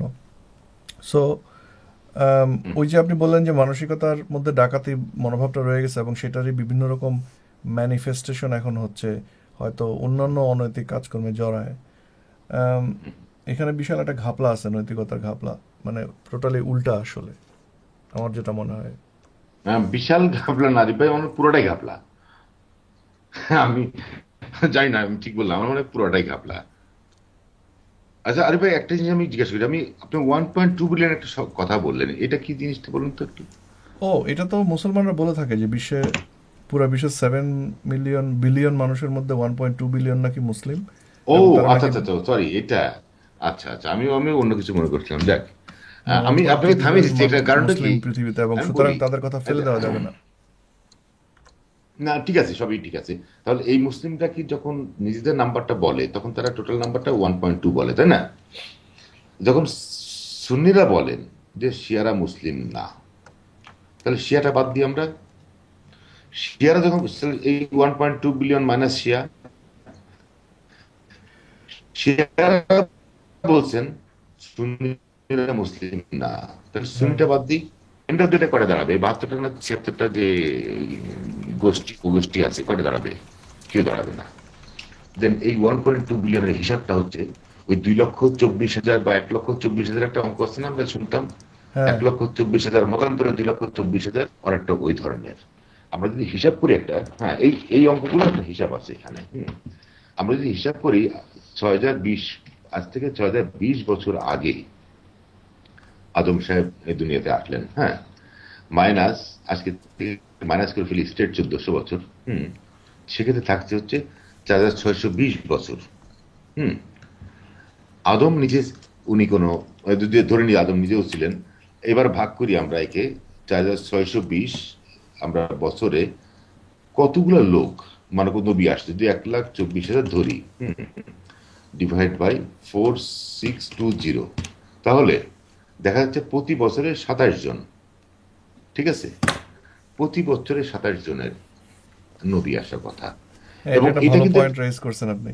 আচ্ছা, এটা কিন্তু একটা পার্টিকুলার এরিয়ায়, কিন্তু আবার আপনি যদি দেখি যে আমরা এই যে ভাই ইসরায়েল থেকে আমাদের যেটা এই যে অ্যাব্রামিক রিলিজনের যে এলাকাটা, ক্ষেত যেটা, হুম। ধানের ক্ষেত বলি না আমরা, হ্যাঁ, হ্যাঁ, হ্যাঁ, যেমন বাংলাদেশে কিছু কিছু নির্দিষ্ট এলাকায় কিন্তু পাট হয়, পাট চাষ হয়, তাই না?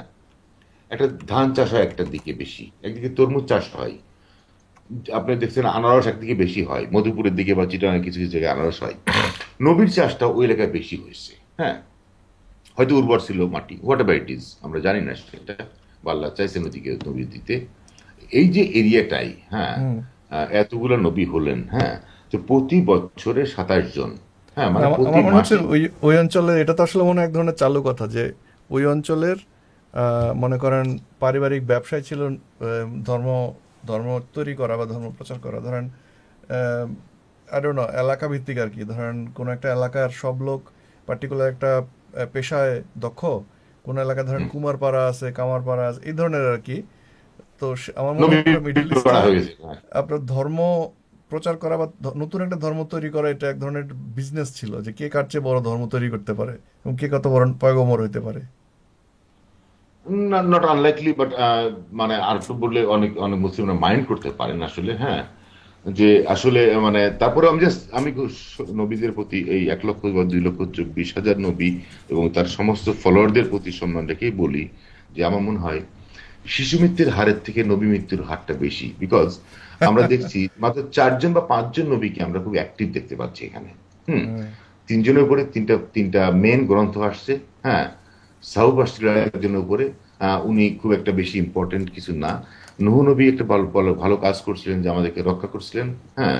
হুম, সবাইকে নূহ নবী, না ইনফ্যাক্ট মানব জাতি নূহ নবীর কাছে সবচেয়ে বেশি ঋণী থাকা উচিত। কারণ হচ্ছে যে যখন উনি মাত্র 10 দিনের টাইম পেয়ে, হ্যাঁ, এই যে বিশালটা মানে এখনো দেখেন, যদি আমি যদি এখন আমি আমেরিকাতে যেতে চাই, 1,000 বা 960 বা 1,000 কিলোমিটার গতিতে প্লেন চালালেও 24 ঘন্টা লাগে প্রায়, তাই না? বা 15 ঘন্টা টাইম লাগে চালাতে গেলে। ওই সময় আজ থেকে প্রায় 5,000 বছর আগে উনি 10 বছরে সামআউট টেলিগ্রাম বা SMS করে বা ফেসবুকে মেসেজ দিয়ে ওই অস্ট্রেলিয়া থেকে যে প্রাণীগুলা কি যেন বলে ওগুলাকে অস্ট্রেলিয়াতে, আরে ভাই আপনি জানবেন এটা, কি ক্যাঙ্গারু? অস্ট্রেলিয়ার ক্যাঙ্গারু গুলাকে আনতে পারছেন উনি, হ্যাঁ, মেসেজ দিয়ে, হ্যাঁ। ক্যাঙ্গারু গুলোকে আনতে পারছেন এই 10 দিনের ভিতরে। এই যে ঘোষণা দেওয়ার পরে ওরা এসে আশ্রয় নিচ্ছে ঠিক মতো নবী ইসের উপরে, এই নূহর কিস্তির উপরে, নৌকার উপরে, তাই না? উনার ম্যানেজমেন্টটা কিন্তু চমৎকার ছিল। এই জন্য মানে দেখেন, জেব্রা নিয়ে আসছে উনি আফ্রিকা থেকে, তাই না? উনি একটা নির্দিষ্ট জায়গায় বসে 10 দিনের ভিতরে খবর দিয়ে, হ্যাঁ, হুম, অস্ট্রেলিয়া থেকে ক্যাঙ্গারু নিয়ে আসছে, জেব্রা নিয়ে আসছে, এখান থেকে কি বলে নাম, আফ্রিকা থেকে রয়্যাল বেঙ্গল টাইগার নিয়ে গেছে বাংলাদেশ থেকে, হ্যাঁ, হরিণ নিয়ে গেছে সুন্দরবন থেকে। এই যে এত সারা দুনিয়া থেকে 10 দিনের ভিতরে উনি ম্যানেজ করতে পারছে, নিয়ে নৌকাতে তুলতে পারছে প্রপারলি। হুম, প্রথমত হুম। 40 জনের নৌকা তৈরি করছেন এবং 10 দিনে তুলতে পারছেন সবগুলা। তো ম্যানেজমেন্টের আমরা যে বড় বড় টিচার দেখি, আমরা এইসব লেকচার টেকচার না শুনে উদাহরণটা নূহ নবীর নামে দেওয়া উচিত, যে ই ওয়াজ দ্য বেস্ট ম্যানেজার। আমার মনে হ্যাঁ, হয় নুহনবী নামে একটা ডিএচএল কোম্পানি টাইপের কুরিয়ার সার্ভিস মনে হয় তখন ছিল, এবং সম্ভবত সেটাই তারা ব্যবহার করছিল।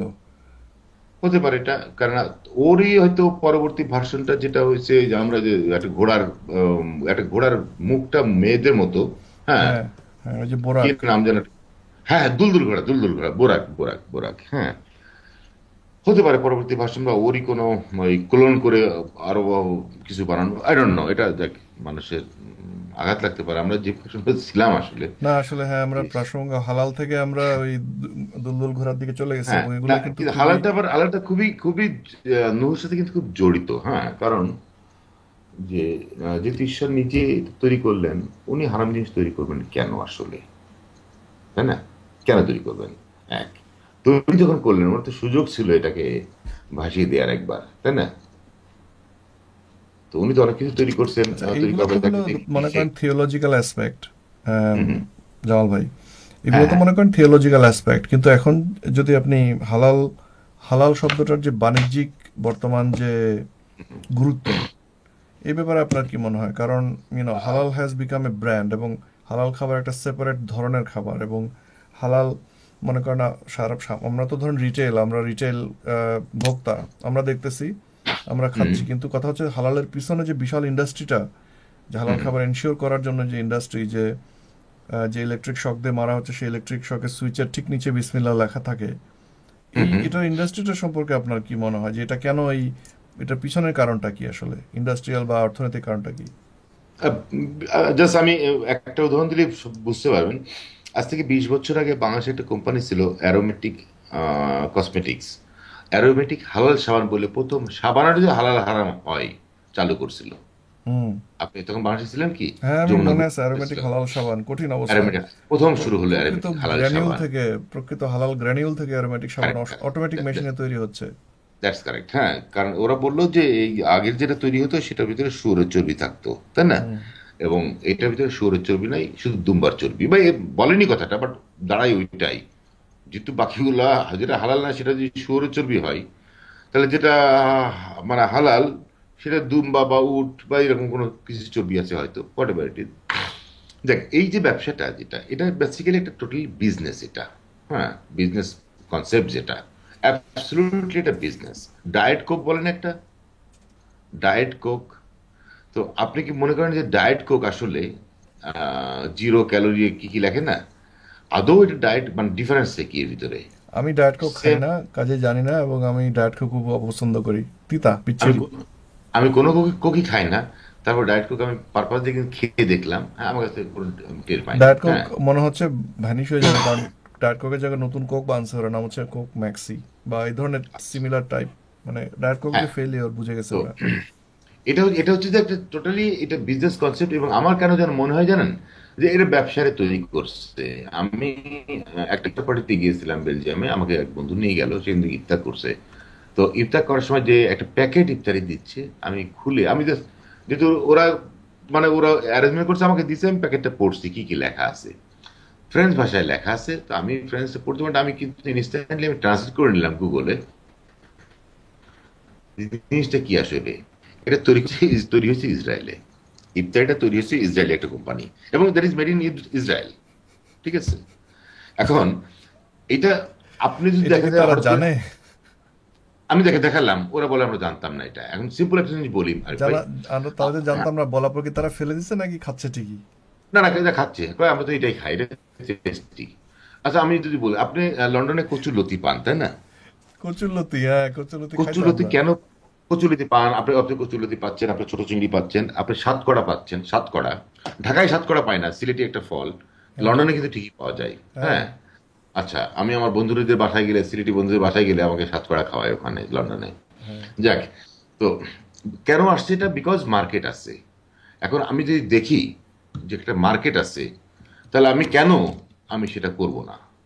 আমি একটা কি একটু হিউমার একটা গল্প বলি, যদি কেউ মানে বলেন বলেন। হিসাব, মানে গল্পটা হচ্ছে যে এক চাইনিজ এক ব্যবসায়ী, হুম, ও এসে ইসের কাছে একজন ওই মাথায় টুপি দিয়ে যে কি বলে আমার ইহুদি এক লোকের কাছে এসে, ইহুদি সে একটা কি বলে ট্রেডার, সে ওই রাস্তায় ফুটপাতে ব্রা বিক্রি করে, সরি একটা দোকানে পাইকারি ব্রা বিক্রি করে, হুম।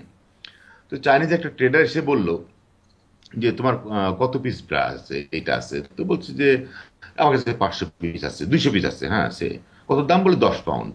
বলে আমি সবগুলো নিয়ে তুমি কত নিবে? তো বলে 7 পাউন্ড করে নিয়ে নিবো। সবগুলো দিয়ে দাও। মানে পাইকারি? ঠিক আছে, ইউ ভেরি হ্যাপি।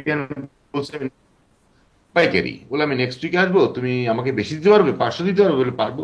তাহলে কত রেট নিবে? বলে 5 পাউন্ড নিবো পার পিস। হুম, গুড, হ্যাঁ।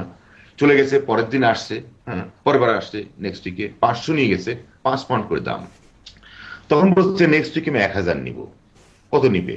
ও দাম করছে 4 পাউন্ড করে। তো জিজ্ঞাসা করছে, খুব জিজ্ঞাসা করছে কিউরিয়াসিটিতে, বলে দেখো ভাই, তুমি কিনছো আমাকে ভালো লাগছে, আমি I am making money, but just out of curiosity তুমি কি করো এটা নিয়ে? তো বলছে দেখো, আমি এটা নিয়ে, এই যে ব্যাটা নিয়ে, ওই যে পাশে আমাদের মহল্লার পাশে একটা সিনাগগ আছে, ওই ইহুদিরাদের প্রার্থনালয় যেটা, বলে ব্রাটাকে আমি একটা কেটে 2টা পিস বানাই ফেলি, ওদের টুপি হিসাবে বিক্রি করে দিই, এক একটা 10 10 পাউন্ড করে বিক্রি করি। বিশাল মানে বিজনেস। হ্যাঁ, আমার কথা হলো যে বিজনেস, বিজনেস কনসেপ্ট যেখানে আছে। আজকে আপনার মাছের মাথা তো ইউরোপে খুব একটা খায় না, তাই না? খুব একটা খায় না মাছের মাথা, মানে ইউরোপিয়ান তো খাই না দেখছি। বাট কিন্তু আফ্রিকান লোক, আমাদের এশিয়ান, আমরা কিন্তু খুঁজে খুঁজে নিয়ে আসছি মাছের মাথাটা, আপনাকে পাওয়া যায়, মুড়িকণ্ড করে খাচ্ছি আমরা। এই হালাল কনসেপ্টটা আমার মনে হচ্ছে কোনো না কোনো ব্যবসায়ের মাথা থেকে এটা আসছে, সে এটা চালু করছে। ঠিক আছে, এই ইউরোপে পার্টিকুলারলি চালু করছে, এবং এখন এটা চলে যাচ্ছে কন্টিনিউয়াস, কন্টিনিউয়াস চলছে। আমি ঘুষের টাকা ইনকাম করে আমি হজ করছি, ঘুষের টাকা ইনকাম করে আমি মসজিদ বানাচ্ছি, মাদ্রাসা বানাচ্ছি, তখন আমার হালালে কোশ্চেন আসছে না। আমি কোরবানি দিচ্ছি, আমার হালালে কোশ্চেন আসছে না। ঠিক আছে, আমি মদ খাচ্ছি, হালালে কোশ্চেন আসছে না। আমি একটা মেয়ে মানুষের কাছে দিচ্ছি, হালালে কোশ্চেন আসছে না। হালালে কোশ্চেন আসছে কখন? যখন একটা মুরগি, 3 টাকার একটা মুরগি, তারে আমি ঠিক মতো বিসমিল্লাহ বলে জবাই দিলাম কি দিলাম না। হোয়ারাস আমার বাকি সমস্ত আমার খাবার, যে মুরগির মাংসটা যে দিদি খাবো, ভাত রুটি যেটাই বলি, সমস্তগুলো হারাম। শুধু মুরগির ক্ষেত্রে হালাল কোশ্চেনটা আসছে। সামহাও কোথাও একটা ব্যবসা জড়িত এখানে, অন্য কোনো উদ্দেশ্যে কিন্তু জড়িত তো অথবা শুয়োরের প্রতি তাদের ইয়ে কেন, মানে এত টেনশন কেন শুয়োর বিষয়ে আমি বুঝি না। শুয়োরের মতো তাদের টেস্টি খাবার, এত ভালো উপযুক্ত খাবার, সেটার ব্যাপারে তাদের সিরিয়াস ধরনের আপত্তি। এই যন্ত্রণার কারণে মানুষজনের সঙ্গে ধরেন পরিচিত যারা আছে, সবাই তো আর নাস্তিক না, কিছু কিছু মুসলমানও থাকে, তাদের সাথে হ্যাঁ বসে হ্যাঁ খাওয়া দাওয়া করা যায় না ঠিক মতো। ইভেন মানে একদম ওই যে হিন্দুদের সূচিবাহী এর মতন, যে এই খাবারের মধ্যে, এই প্লেটের মধ্যে শুয়োর আছে, সুতরাং এই প্লেটের ধারে কাছে তারা কিছু খাবে না। বারবিকিউ করতে গেলে শুয়োর রান্না করা শুরু করলে তখন বলে এরপরে তো আমরা আর কিছু করবো না, কারণ বারবিকিউর মধ্যে শুয়োর রাখা হয়েছিল। কি হুম যন্ত্রণা! হুম এটা তো হিংসাও হতে পারে হয়তো, আমার তো তাই মনে হয়। হ্যাঁ, আসলে যে যেটা খায়নি, হ্যাঁ, যে যেটা খায়নি, আহ, তার কাছে এটা একটা তার কাছে হয়তো মানে নাম শুনলে ঘৃণা চলে আসতে পারে, হতে পারে, এটা অসম্ভব হ্যাঁ, কিছু এটা না। এক ধরনের হ্যাঁ, কন্ডিশনিং এর মতন হতে পারে আর কি। হ্যাঁ হতে পারে, এটা হতে পারে। আর বাকি বিষয়টা যেটা, যে কোথায় যে লেখা আছে এটা খাওয়া যাবে না, কেন খাওয়া যাবে না, এই যে বর্তমান যে নবী আমাদের আসছেন, নবী টাইপের এক ভদ্রলোক কাছাকাছি, কি নাম, জাকির, এই যে ইসের বাড়ি সাউথ ইন্ডিয়ার ছেলেটা, ভদ্রলোক ডাক্তার, হ্যাঁ, ওদের একটা ফ্রড একটা, চিনেন হয়তো ওকে, জাকির নায়েক। ও বলছে যে শুয়োর যারা খায় তারা নাকি নানাবিধ রোগে আক্রান্ত হয়, শুয়োরের মতো আচরণ করে। এখন কত বড় বদমাইশ, মিথ্যাবাদী বলেন। ইভেন জাকির যে মেডিকেল সায়েন্সটা পড়ছে, সেটা কিন্তু ইউরোপ বা আমেরিকা, দ্যাট ইজ নন মুসলিমদের তৈরি করা বই। সেই থিওরিগুলো নন মুসলিম তৈরি করা বই। তারা শুয়োর খাচ্ছে, হ্যাঁ, ঠিক আছে। এখন সেইটা পড়ে শুনে এসে সে এই কথাগুলো বলে। বাট ওর কাছে কিছু ছাগল টাইপের কিছু কাস্টমার রেডি থাকে, হ্যাঁ, ওরা এটা শোনে, ওরা মেনে নেয় এটা। হ্যাঁ, চমৎকার একটা খাবার শুয়োরের মাংস, আর গরু মাংসের যদি কিছু অংশের ভিতরে রান্না করলে কোনো না, পার্থক্য সে নেই যে বললো, ইনফ্যাক্ট। আমি এটা নিয়ে আপত্তি করতেছি। সে বলে যে শুয়োর মাংস খাইলে শুয়োরের মতো আচরণ করব। শুয়োরের হ্যাঁ, মতো আমার কাছে আচরণ আছে। মানেটা কি? মানে আমরা তো গরু খাই, তার মানে আমরা কি গরুর মতো আচরণ করার তাহলে খুব ভালো, অথবা ছাগলের মতো আচরণ করে? একজন এটাই জিজ্ঞাসা করছে যে তুমি ছাগল খাও, তুমি ছাগলের মতো আচরণ করো। একজন বল, হ্যাঁ, you behave like a goat because you eat goat, তাই না? মানে এই কারণ ধরনের রিলেশন একমাত্র মানে মোটা মাথার মানুষের মাথাতেই সম্ভব। মানে যার মাথায় একটু বিন্দু মাত্র হইলেও চিন্তা বা লজিক আছে, তারা তো এই ধরনের চিন্তা করতে পারে না। আবার আপনার অডিয়েন্সের ব্যাপার থাকে, শুধু তারই দোষ না। যদি অডিয়েন্স খাচ্ছে বলে কিন্তু সে বলতে পারছে এটা। আবার যদি কচুরিতে কেউ না কিনতো, ওখানে আপনার ইংল্যান্ডে, হ্যাঁ, যদি কেউ চিংড়ি মাছ না কিনতো, ছোট মাছ না কিনতো, পোয়া মাছ না কিনতো, মাছ কি ইম্পোর্ট করতে লন্ডনে করতো না কেউ, তাই না? ওটা একটা বিষয় আছে যে দুইটাই। হ্যাঁ, কারণ একটা সময় ছিল চাপিয়ে দেওয়ার একটা ব্যাপার ছিল, এখন চাপিয়ে দেওয়ার ব্যাপার নাই।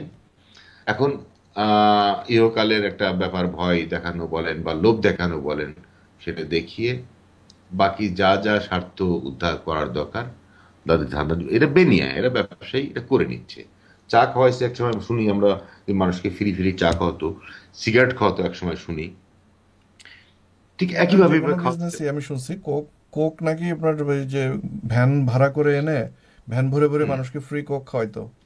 তারপর ড্রাগস, আপনার যে কোনো নতুন ড্রাগস আসলে এটা প্রথমে কিন্তু ফ্রি দিয়ে মানুষকে অ্যাডিক্ট করে, দেন তারপর হুম ওটার উপর চার্জ করে ব্যবসা করে। হ্যাঁ হ্যাঁ, সে তো বটেই। হ্যাঁ, তাকে করতেই হবে, আমার মনে তাই হয় না? হালাল হালাল মাংসের বা হালাল জি। খাবারের ইকোনমিটা, এটা নিয়ে কেউ কি হুম। কোনো সিরিয়াস কোনো কাজ করছে আপনার মনে হয়, যে আহ, রিসার্চ আমি টাইপের? আমি একটা জিনিস জানি না, বাট আমি একটা কানাডার একটা ব্যাপার জানতাম। আমি শানুভার একটা পোস্টে পড়লাম ওই দিন হঠাৎ করে, আমি দেখছিলাম এটা, যে নর্মাল মাংস হচ্ছে, গরুর মাংস যদি 4 টাকা কেজি হয়, সে কথা কথা 4 পাউন্ড পার কেজি কিলো, এটা হালাল দোকানে গেলে এটা 6 পাউন্ড কিলো হবে। এখন একটা, আমি ধরে নিচ্ছি যে একটা গরুতে যদি 300 to 500 কেজি যদি মাংস হয়, হুম, দেন 1000 বা মানে 1000 পাউন্ডের বেশি কিন্তু হয় ব্যাপারটা, তাই না, ডিফারেন্সটা? এখন আপনি যদি আমাকেও বলেন জামাল ভাই, এই 1000 পাউন্ডের ভিতরে আপনাকে 200 পাউন্ড, 100 পাউন্ড দিব, আপনি বলে মেনে নিতেন। আচ্ছা, ইন্টারেস্টিং। মানে আমি একদম বিশ্বাস করেন, আমি নামাজ রুজু করে আমি বিসমিল্লাহ, সিম্পল হিসাবে এটা বিজনেস, তাই না? এবং ধরেন আমি আমার কাটতে বললেন 50 পাউন্ড, আমি পেলাম, বাকি যে ওই যে আরেকজন যে ওই ভাড়া সিল মারছে সে 50 পাউন্ড পেলো। এই যে ডিস্ট্রিবিউট হচ্ছে, তাই না, টাকাই মেনে এখানে আমার কাছে মনে হচ্ছে এটা টোটালি বিজনেস। হ্যাঁ, আর ওই ইমোশনটাকে কাজে লাগানো, মানে মানুষের ভিতরে একটা জিনিস আছে, হালাল একটা ধর্মের ভিতর ছিল সেটা, হুম। এইটাকে কেন্দ্র করে মানুষ, ব্যবসায়ীরা ব্যবসা কেন্দ্রে বসছে। ওই যে একটা ব্রা কেটে দিয়ে দুইটা টুপি বানানো যায়, এই যে ইনোভেটিভ একটা আইডিয়া, তাই না? হুম। এই ঠিক এ থেকে মানে মার্ক টোয়েন ভালো বলে গেছে, ধর্মের উদ্ভব হয়েছে একজন ঠগ, মানে একটা বাটপার যখন একটা গর্দবের সাথে দেখা হবে, তাই না? তো এখানে এটার হয়তো চেয়ে ভালো সংজ্ঞা হালালের আর যে হইতে পারে ব্যাপারটা, না। হ্যাঁ, এটার চেয়ে ভালো সংজ্ঞা আর হইতে পারে না। দিস ইজ দ্য না বেস্ট মানে ডেফিনিশন। আমার মনে হয় যে হালালের ব্যাপারটা, এই যে হালাল যে প্রোডাক্টের মার্কেটিংটা, এই কোন বাটপার এই গর্দভ গুলাকে দিয়ে এই কাজটা করে নিচ্ছে, যে তোমার এখানে ওই যে টফেল স্কোয়ার না বলেন না আপনারা, হ্যাঁ, এই যে স্কোয়ারে যাবেন, এখানে দেখবেন যেখানে ওই যে অনেক কবুতর টবুতর আছে, এখানে যে নাঙ্গা মেয়ে ছেলে দেখতে সমস্যা নাই, মদ খেতে সমস্যা নাই, চুরি করতে সমস্যা নাই, ক্যাসিনোতে যেতে সমস্যা নাই, মিথ্যা কথা বলে সমস্যা নাই, মেট্রোতে বিনা টিকিটে চড়তে সমস্যা নাই, হ্যাঁ, ওই মিথ্যা ডিক্লারেশনে ওই ইসের কমিউনের ফ্ল্যাটে থাকতে সমস্যা নাই। সমস্যা কোথায়? শুধু মাংসটার ক্ষেত্রে হুম। এটা হালাল হবে, সিলটা মেরে দিবে এবং হালাল এটা, এবং ওর পকেটে এক্সট্রা পয়সা চলে গেল। আপনি কালকে যখন অফিসে যাবেন, আপনি একবার দোকানে যাওয়ার সময় হালাল দেখেন, ডিফারেন্সটা দেখেন দামটা, হ্যাঁ, তখন দেখবেন যে অঙ্কটা আপনি পেয়ে যাবেন ডিফারেন্সটা কোথায়, হ্যাঁ। কারণ একটা গরু জবাই করতে বিসমিল্লাহি আল্লাহু আকবার এই শব্দটা বলতে বেশি সময় লাগে না কিন্তু, তাই না? এরই তো হালাল ডিফারেন্সটা হয়, আর একটু কাটার যে পুরোটা নামায় ফেলে আর অর্ধেক নামিয়ে রাখে, এই তো ডিফারেন্সটা। এতে কিন্তু আমি ধরে নিচ্ছি এক এক গরুতে 10 পাউন্ড ডিফারেন্স হবে, তো 10 পাউন্ড ডিফারেন্স 500 কেজির একটা গরুর জন্য কোনো ব্যাপারই না, দামে কেন 1 পাউন্ড 2 পাউন্ড চেঞ্জ ডিফারেন্স হয়?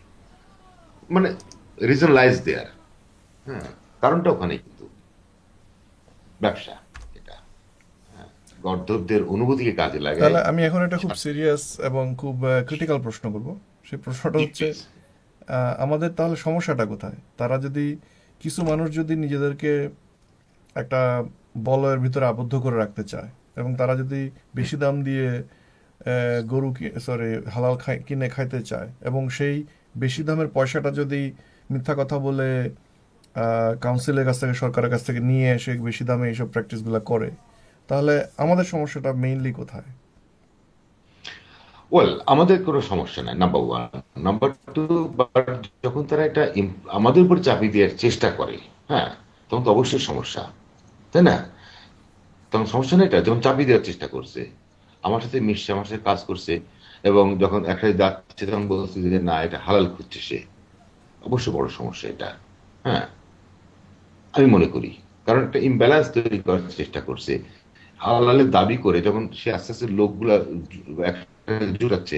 ইংল্যান্ডে আমি জানি না, আমি যতদূর মনে পড়ে 6 লাখ বাঙালি, হুম, আপনি ভালো বলতে পারেন নাম্বারটা, আমি যদি ধরে নিই 6 লাখ বাঙালির ভিতরে অলমোস্ট 5,70,000 হয়তো মুসলিম হবেন, তাই না? আমি যদি জাস্ট এটাই ধরে নিই এইভাবে, এখন যদি 10,000 থেকে শুরু করে করে আস্তে আস্তে যখন 50-60 হাজার বা 1 লাখ 2 লাখ লোক যখন হালালের জন্য ক্রেজি হয়ে যাবে, আপনি বুঝছেন অবস্থাটা কি দাঁড়াবে? আপনিও কিন্তু আপনি হালালের জন্য ক্রেজি না, বাট আপনি কিন্তু মেন স্ট্রিম থেকে কোণঠাসা হয়ে যাচ্ছেন, যে আপনি এই একই কাতারের লোক, আপনি থাকেন লন্ডনে, মানে ইংল্যান্ডে থাকছেন, ওদের জলবায়ুতে বড় হচ্ছেন, খাচ্ছেন দাচ্ছেন, হয়রাস ওখানে যে আপনি একটা নিজস্ব একটা ডিফারেন্ট একটা আইডেন্টিটি আপনি তৈরি করে রাখতে চাচ্ছেন। এটা কি ঠিক? আসলে মোটেও ঠিক না। তাহলে আপনি যেখান থেকে আসছিলেন সেখানেই ফিরে যান, সেখানে যেগুলো কায়েম করেন। আমার দেশে কেন, বলতেই পারে একটা মানুষ। কিন্তু সেখানকার সরকার তো আর মানুষজনকে বিনা পয়সা খাওয়ায় না। বাংলাদেশের সরকার তো মানুষকে হ্যাঁ, ওই বিনা যে, পয়সা খাওয়ায় হ্যাঁ, না, তাদেরকে বাসা দেয় না, অথবা আপনি যেহেতু আপনি যেহেতু বললেন যে ওই যে মানে খুব সিরিয়াস কথাই জন্য তো আমি আর হালকা কিছু বলতে পারছি না। মানে তো না, বিষয়টা তো ওরা ওখানেই। ওরা এটা এক ধরনের মনে করেন, এটা শব্দটা হচ্ছে ডেভিলস অ্যাডভোকেট। তারা কেউ কেউ এসে জিজ্ঞেস করতে পারে, ভাই আমরা এইসব করি, আমরা না হয় 2 নম্বর, আমরা না হয় ই করি, তা আপনার অসুবিধা কি? সেই জন্য প্রশ্নটা করলাম। ওয়েল, আমার অসুবিধা, বিকজ আমাকে যখন দেখবে, যেন আমি এই যে 21 বছরে আমি আমি গত বছরে আমি যখন ফিনল্যান্ডে রিফিউজি ক্যাম্পে যাচ্ছিলাম, কফির জন্য দাঁড়ালাম একটা দোকানে, আমাকে যে তাকাচ্ছে, আমি একটু অপস্থিত হয়ে গেলাম, একজন বয়স্ক ভদ্র মহিলা, আমাকে জিজ্ঞাসা করলো যে তুমি কোত্থেকে আসছো, তো আমি বললাম যে বাংলাদেশ থেকে। হুম। তো আমি খুব পোলাইটলি বললাম যে কোনো অসুবিধা বা কোনো কিছু, বলছে না, আমি যা জিজ্ঞাসা করলাম। ইনস্ট্যান্টলি পিছনে দুটো কাস্টমার ছিল, একটা ছেলে একটা মেয়ে, ইয়াং স্টুডেন্ট, এরা এসে আমাকে বললো সরি, উনি কোশ্চেনটা করছেন ভেরি আপনার কথা একটু একটু পোলাইট। ভেঙে ভেঙে যাচ্ছে কিন্তু। হ্যাঁ, এটা ফিনিশ কোশ্চেনটা করি না, তুমি মাইন্ড করো না। আসলে একটু খুব বাদের সময়, মানে একজন ভদ্রমহিলা একটা দোকানে, এবার শুনতে পাচ্ছেন? হ্যাঁ, এখন শুনতে হ্যালো, পাচ্ছি, কিন্তু ওই পিছন হ্যালো, থেকে দুজনে কি বললেন? ভাই, হ্যাঁ, আমি বলছি যে মানে পিছন থেকে দুটো স্টুডেন্ট, যখন ভদ্রমহিলা আমাকে জিজ্ঞাসা করছে আমি কোন দেশ থেকে আসছি, হ্যাঁ। তো পিছন থেকে দুটো স্টুডেন্ট, ওরাও কি কোক টোক কিনতে গেছে, ওরা এসে আমাকে বলছে, যে সরি, আসলে ভদ্রমহিলা যে কোশ্চেনটা যেভাবে করছে এইটা খুব আনপোলাইট, আমরা জানি এটা খুব অভদ্র কোশ্চেন করছেন যে তুমি কোত্থেকে আসছো। হ্যাঁ, তুমি মাইন্ড করো না, আসলে উনি বয়স্ক মানুষ, আর তুমি জানো সিচুয়েশনটা খুব খারাপ যাচ্ছে আমাদের এখানে, অনেক রিফিউজি। আমি জানি তুমি রিফিউজি না, ওরা বলছে, বাট অনেক ক্রাইম হচ্ছে বলে ওই এশিয়ানদেরকে দেখলে একটু ভয় পাচ্ছে ও মানুষ। আচ্ছা, সেই কথা। তো আমি বললাম যে হ্যাঁ দেখো, আমিও খুব আশ্চর্য হয়েছি, বাট আমি কোনো মনে কষ্ট পাইনি ওই অর্থে, বিকজ আমি রেডি হয়ে আসছি। হ্যাঁ, এই জন্য আমার গলায় আমি আইডেন্টি কার্ডটা ঝুলিয়ে গেছিলাম। হ্যাঁ, যে আমি একটা পত্রিকা থেকে আসছি, সেটা বল, এটা বোঝানোর জন্য দেখ। তো এইটা যখন আমরা, আমি মনে করি যে এই যে আপনাকে বলছেন, যখন কেউ বলে যে আমি যদি হালাল খাই তা আপনার সমস্যাটা কি, আমার কোনো সমস্যা নেই, ও হালাল খাবে না হারাম খাবে না খেয়ে থাকবে, রোজা থাকবে, ওর সমস্যা, আমার কোনো সমস্যা নাই। বাট যদি কখনো ওর কোনো আচরণের জন্য আমিও সাফার করি, অবশ্যই তখন সমস্যা এটা, তাই না? অ্যাজ জি। এ হোল, আমার আমার এটাই পয়েন্ট যে অবশ্যই এটা আমার সমস্যা। হ্যাঁ, তুমি যা খুশি করো, but keep it within you. হ্যাঁ, এটা আমার উপর যেন মানে কোনো কারণে চলে না আসে এর কোনো ইফেক্ট, তাই না? তাহলে অ্যাবসলিউটলি, ব্যাপারটা, অ্যাবসলিউটলি। তো জামাল ভাই, হ্যাঁ, আপনার সাথে আসলে আলোচনা আরো চালা যেতে পারলে ভালো হতো, কিন্তু আমাদের ফেসবুক আমাদেরকে একটা সার্টেন সময় পর্যন্ত বেশি অ্যালাউ করে না। তো এখানে আমি কিছু প্রশ্ন নিতে যাচ্ছি এখন। আম, জি প্লিজ। বেশিরভাগই আমি প্রশ্ন দেখতেছি, জানতে চাওয়া হচ্ছে যে ইউরোপে কি হালালে শুয়োরের মাংস পাওয়া যায় কিনা। আমি শিওর এই প্রশ্নগুলো এক ধরনের দুষ্টামি প্রশ্ন, কারণ এটাকে বলে সোনার পাথর বাটি, হালাল শুয়োরের মাংস হয় না। তারপর না, আমি আমি বলি না, আমি সুর পুরাটাই হালাল। হ্যাঁ, সুর পুরাটাই হালাল এখানে। হ্যাঁ, ঠিক আছে, ওর মাংস চামড়া সবই হালাল, শুধু মাংস কেন? আচ্ছা শুয়োরের বলুন। চামড়া ভাজি করলে যে ক্র্যাকলিং হয়, এটা তো গরুর চামড়া করলে কোনোদিন হবে না। সো আচ্ছা, আমি একটা সেকেন্ড একটু, কোনো কিছু। ফোন আসছিল, ফোনটা কেটে দিলাম। তো যাই হোক, মানে শুয়োরের চামড়া আপনার ফ্রাই করলে যে ক্র্যাকলিংটা হয়, এটার মতন টেস্টি খাবার খুব Correct, কমই আছে, যদিও অসম্ভব আনহেলদি, correct। কিন্তু হুম, আমি হুম, খুব মিস করি ক্র্যাকলিং আর কি। আচ্ছা, রকিবুল হাসান, হুম, আমাদের হুম। রকিব ভাই বলতেছেন যে রাইট, নেদারল্যান্ডসের রাইট। আমস্টারডামে হট ক্রিসেন্ট নামে হালাল পতিতালয় চালু হয়েছে। হালালভাবে যৌন বৃত্তি চরিতার্থ করার উপায় খুঁজে বের করতে তিনজন আধুনিক মনস্ক ধর্মীয় নেতার পরামর্শ নিয়েছেন বারের মালিক।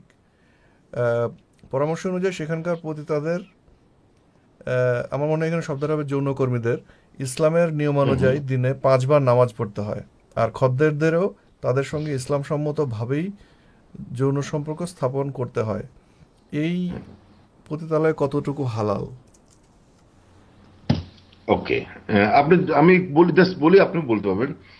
ইনফ্যাক্ট এইটা সম্ভবত 2014 সালের সেপ্টেম্বর বা অক্টোবরে চালু হয়েছে। হ্যাঁ, আমস্টারডামে, এটা আমি পড়েছি নিজে তখনও। আর এটা ওখানে চালু হলো কি হলো না বড় কথা না, মানে কেউ ফান করতেও পারে ওটা, বাট এটা কিন্তু হাজার হাজার বছর ধরে চলে আসছে ইসলামে। আমরা ইরানে এখনো জানি মুতা। হ্যাঁ, মুতা ম্যারেজ, যেটা শিয়ারা বলে, সুন্নিদের একটা নাম, এটা ডিফারেন্ট নাম, আমি ভুলে গেছি নামটা, কয়েকদিন আগে দেখলাম। এটা আগে থেকে ছিল যে আহ, মানে আমি কারোর সাথে বিছানায় যাওয়ার আগে তাকে আমি মানে সাময়িক একটা স্ত্রীর মর্যাদা দিয়ে আমার কাজ উদ্ধার হয়ে গেলাম, তাকে ডিভোর্স দিয়ে দিলাম। হুম, দ্যাট ইজ অ্যাবসলিউটলি হালাল। আরে ভাই, বাকিটা আপনি বলতে পারবেন আরো।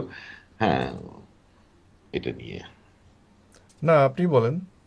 না, এটা এটা বিষয়টাই যে এটা একটা ব্যবসা এখানে, ওই যে মুসলমানদের, সরি আমি মানে মুসলমানদের আবার কাস্টমারের ব্যাপারটা এখানে, যে কিছু কিছু লোক যারা আসছে, হুম, তা হালাল করে নিচ্ছে এটা। একটা বই আমি মাঝে পড়লাম, সিটি অফ লাইজ। হ্যাঁ, বইটা আমার আশেপাশে কোথাও আছে, সিটি অফ লাইজ। ইরানে তেহরানে যখন এই ইসলামিক বিপ্লবটা হচ্ছে, তখন একজন ইসলামী বিপ্লব নেতার বাসায় যখন মেয়েরা যাচ্ছে, তখন তাদেরকে উনি বিয়ে করে নিচ্ছেন। হ্যাঁ, ওই রাতের জন্য। সকালে যখন আসছেন, তখন উনি ডিভোর্স দিয়ে দিচ্ছেন, এবং আল্লাহর রহমতে এটা প্রতি রাতেই করতেন উনি। হুম। তো এটাই। এটা কার এখন কথা যদি বললেন? আমি তেহরানের একটা ঘটনা, হ্যাঁ, কার তেহরানে কথা? বইটার নাম, তেহরানের নেতার নামটা আমি এই মুহূর্তে মানে বইটা দেখলে না, বলতে লেখক পারবো, না, মানে সিটি কি অফ, ঘটনাটা ঘটাইতো প্রতি রাতেই? লেখকের নামটা, একজন নেতা।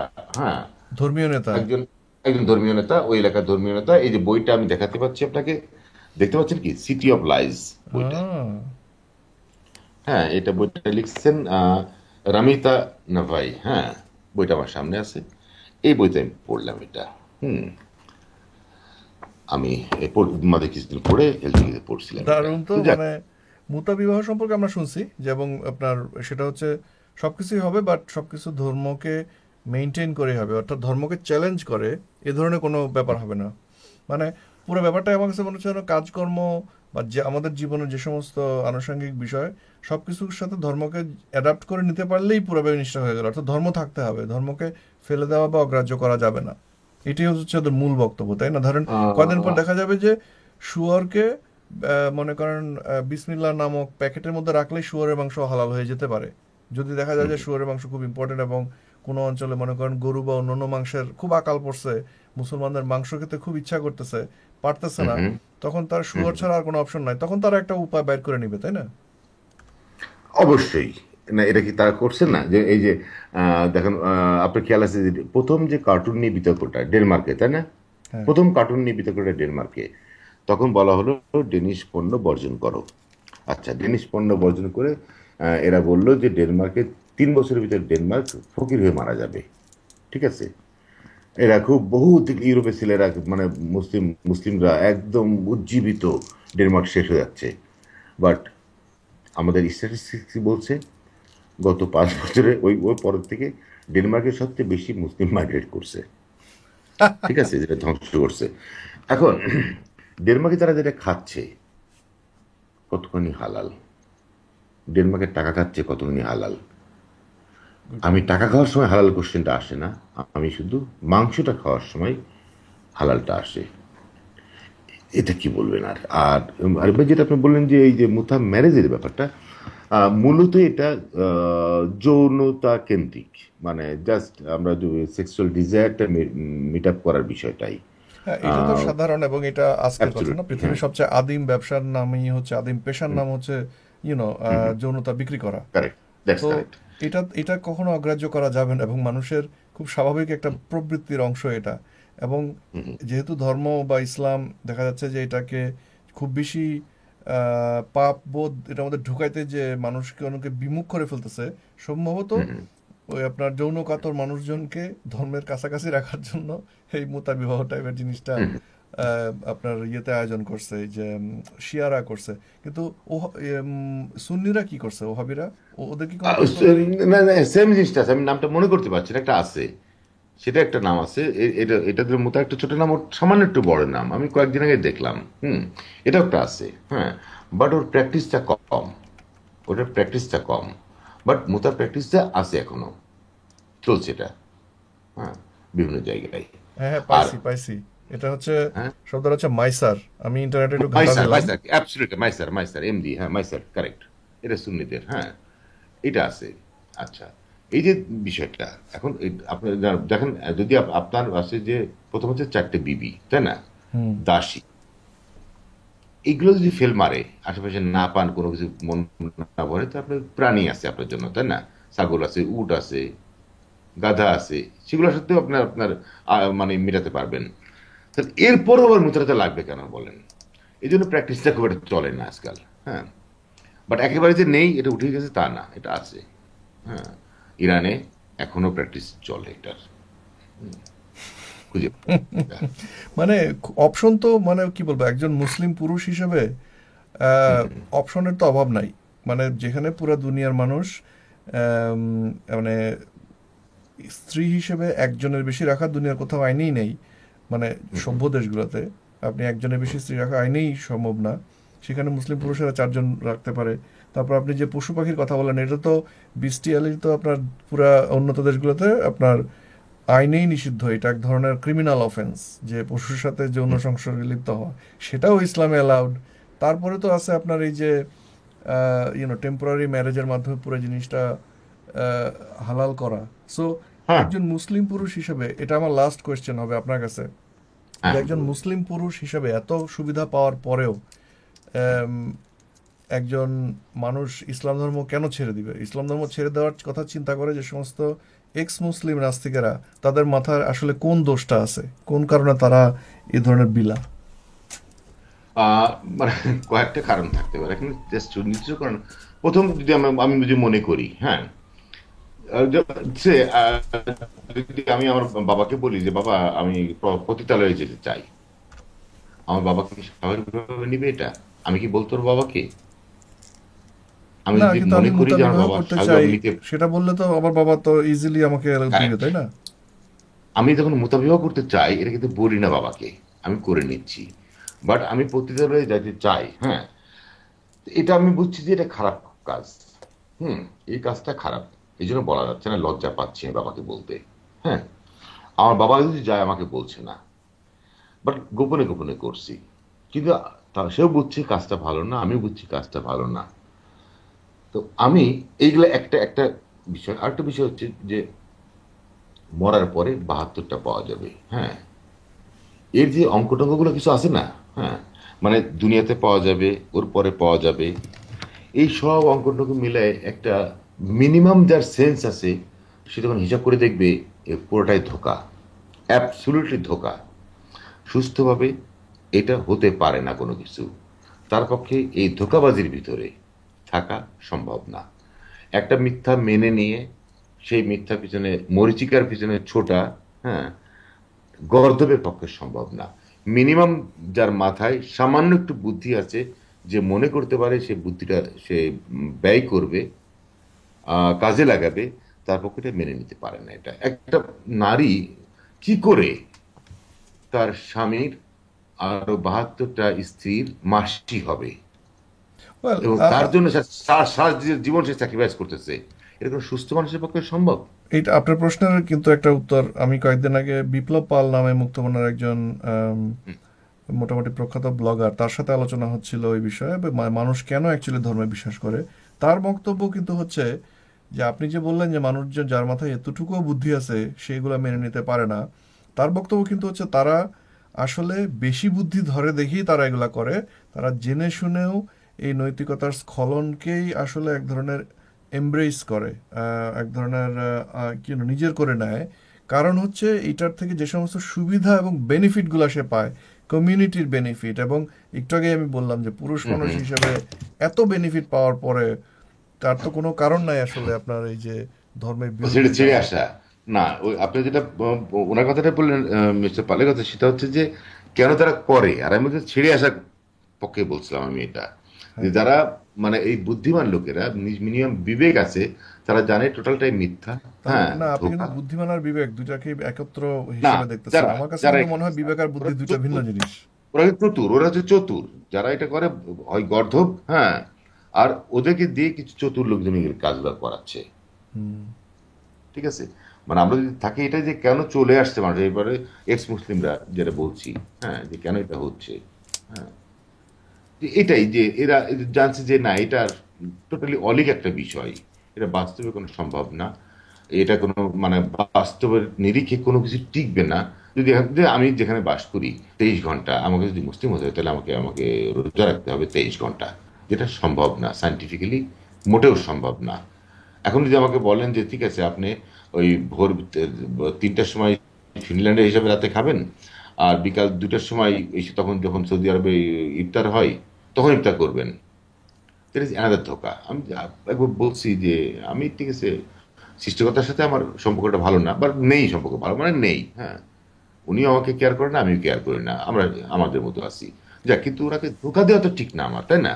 হুম। আমি যদি 3টার সময় খেয়ে বললাম আমি খেলাম ফিনল্যান্ডের টাইমে, সে ইফতার করলাম সৌদি আরবের টাইমে, যদি উনি কখনো ধরে বসে আমাকে, তখন কি জবাব দিব? ফাজলে পাইছে নাকি তুমি আমার সাথে? হ্যাঁ, দ্যাট বি সিরিয়াস প্রবলেম, তাই না? তাই না? এই যে বেটার ওনার জায়গায় উনি থাকে, আমার জায়গায় আমি থাকি। হ্যাঁ, একটা মানে আমরা হ্যাঁ, এটা একটা বলা হয়ে শান্তিপূর্ণ থাকে যে সহাবস্থান। আমি হচ্ছি পৃথিবীর অন্যান্য ধার্মিকদের তুলনায় মানে এক কাঠি কম নাস্তিক, কারণ পৃথিবীর প্রত্যেকটা ধর্মই বিশ্বাস করে যে বাকি ধর্মগুলো হতেছে ভুয়া। তাহলে সেই Correct. হিসেবে সমস্ত ধর্মই ভুয়া। তো আমরা কোনো ধর্ম নিয়ে মানি না, সুতরাং আমরা ঠিক আছি, এভাবে বলা যায় আর কি। হ্যাঁ, সেটা আমরা কারোর সাথে খুব ঝুট ঝামেলা করি না, আমরা তাই না? নিজেদের মতন আছি আর কি। গুড। আর ওরা কিন্তু সবচেয়ে বড় কথা, উনি কিন্তু বলতে হবে না যে আমরা ওনার নামে কখনো মিথ্যা তো বলে বেড়াইছি। না, কারণ উনি ওনার কখনোই অস্তিত্ব বলতে তো আমরা স্বীকার করি না। না, উনি বলতে পারবেন না, তাই না? তাই না? উনি বলতে পারবেন না যে ওনার নামে কখনো আমরা মিথ্যা করে আমরা বলে কিছু বলবো যে খাইছি। আপনারা তো আমরা দেখি নাই কোনোদিন, আপনার সাথে তো আমাদের ডাইরেক্ট কোনো ইমেল চালাচালিও হয় নাই, আপনার কাছ থেকে ফ্রেন্ড রিকোয়েস্টও আসে নাই। তো আমরা কেমনে জানবো যে আপনি আসলে এক্সিস্ট করেন? আপনি ভায়া মিডিয়া মানুষের থ্রুতে কথা বলতেছেন, এসব কি? না, আমি আবার কিন্তু ওনাকে ইমেল টিমেল পাঠাই। হ্যাঁ, টেক্সট পাঠাই, জবাব দেয় না, সেটা ওনার ব্যাপার, উনি ব্যস্ত সেটাই আর থাকে কি, হয়তো, মানে আমরা বিকজ এত চেষ্টা উনি আবার করার পরেও, এত 700 মুনাজাত করার পরেও সাতশো যদি কোটি লোকের 700 কোটি লোকের সমস্ত দেখে সারাদিন ধরে ব্যস্ত থাকতে পারে, স্বাভাবিক এটা। হ্যাঁ, হুম। অনেক কাজ ওনার। হ্যাঁ, আমি তো ইন্টারেস্টিংলি আপনাকে তখন একটা প্রশ্ন তখন করছিলাম, থাকেন। যেটা আপনি যেটা একটু উত্তর বিষয় দিচ্ছিলেন, কিন্তু আমার নিজেরই সরি। মনে হলো এটা একটা উত্তর হতে পারে যে এরা যে এত হালাল হালাল করে এবং এরা যে এত ধর্ম পালন করে, এটা তো আমাদের কি সমস্যা? একটা ছোট উত্তর আমি পাইছি রিসেন্টলি, সেটা হচ্ছে এই রোজা বিষয়ক। আপনি একটু আগে বলায় মনে পড়লো, ইংল্যান্ডে আম, সম্ভবত 2 বছর আগে, 2014-তে, হ্যাঁ, একটা ট্রেন অ্যাক্সিডেন্ট হয়েছিল রোজার টাইমে। এবং 2 বছর ধরে ইনভেস্টিগেশন হওয়ার পরে জানা গেল ট্রেনের যে ড্রাইভার ছিল, সেই ইয়েস, ড্রাইভার, ফাস্টিং। সে রোজা রেখে ফাস্টিং করে ট্রেন চালাচ্ছিল এবং ওই কারণে তার অ্যাটেনশন ছিল দুর্বল, এবং সেই কারণে সে লাল সিগন্যাল মিস করে ধুম করে যে মানে উঠে গেছে। ভাগ্য ভালো এটা একটা মানে মানে যাত্রীবিহীন বগি ছিল এবং মানুষজন মরে নাই, কিন্তু মরতে পারতো। এবং পরে জানা গেছে সে তার আগের সম্ভবত 18 ঘন্টা সে কিছু খায় নাই। তার আগের রাতে রাত 3টার সময় সে উঠে সম্ভবত 2টা বিস্কুট খেয়ে আবার ঘুমায় পড়ছে, এবং ভোর 5টার সময় উঠে জবে আসছে, এবং এরপরে সারাদিন সে জব করছে বা সামথিং, দেয়ার ওয়াজ এ হিসাব। মানে হিসাব করার পরে তারা দেখলো যে অ্যাকচুয়ালি সে, কারণ সাধারণত মানুষ খায় কেন, এবং বিশেষ করে ট্রেন চালানোর মতো জরুরি ব্যাপার যেখানে মানুষজনের জীবন তার হাতে, তার উচিত হচ্ছে তার নিজের বডির ফিটনেস বজায় রাখা এবং সমস্ত ধরনের ফিটনেস মেনটেন করা। ফিটনেস যদি না থাকে তাহলে তার তার ম্যানেজারকে জানানো উচিত যে আমি আজকে কাজ করতে পারবো না, বিকজ আমি মনে করি আমার কারণে মানুষের ক্ষতি হতে পারে। একজন মুসলিম হিসেবে অভুক্ত থাকায় তার কিন্তু ওই যে আপনার অ্যাটেনশন এবং আপনার যে কি বলবো, মানুষ সবকিছু দেখে নজর করা, এটা সে সে বলতেছিল যে রেড লাইট, এই রেড লাইট যে আমার উপর প্রযুক্ত এটা আমি বুঝি নাই। এটার কোনো ধরনের কথা হইলো? আপনি রাস্তাতে যাচ্ছেন, আপনার চোখের সামনে আপনার উপর রেড লাইট, আপনি বলতেছেন এটা আমার জন্য না। এটা তো হচ্ছে এক ধরনের বুলশিট। তো সেই বুলশিটটা করেও পার পায় নাই।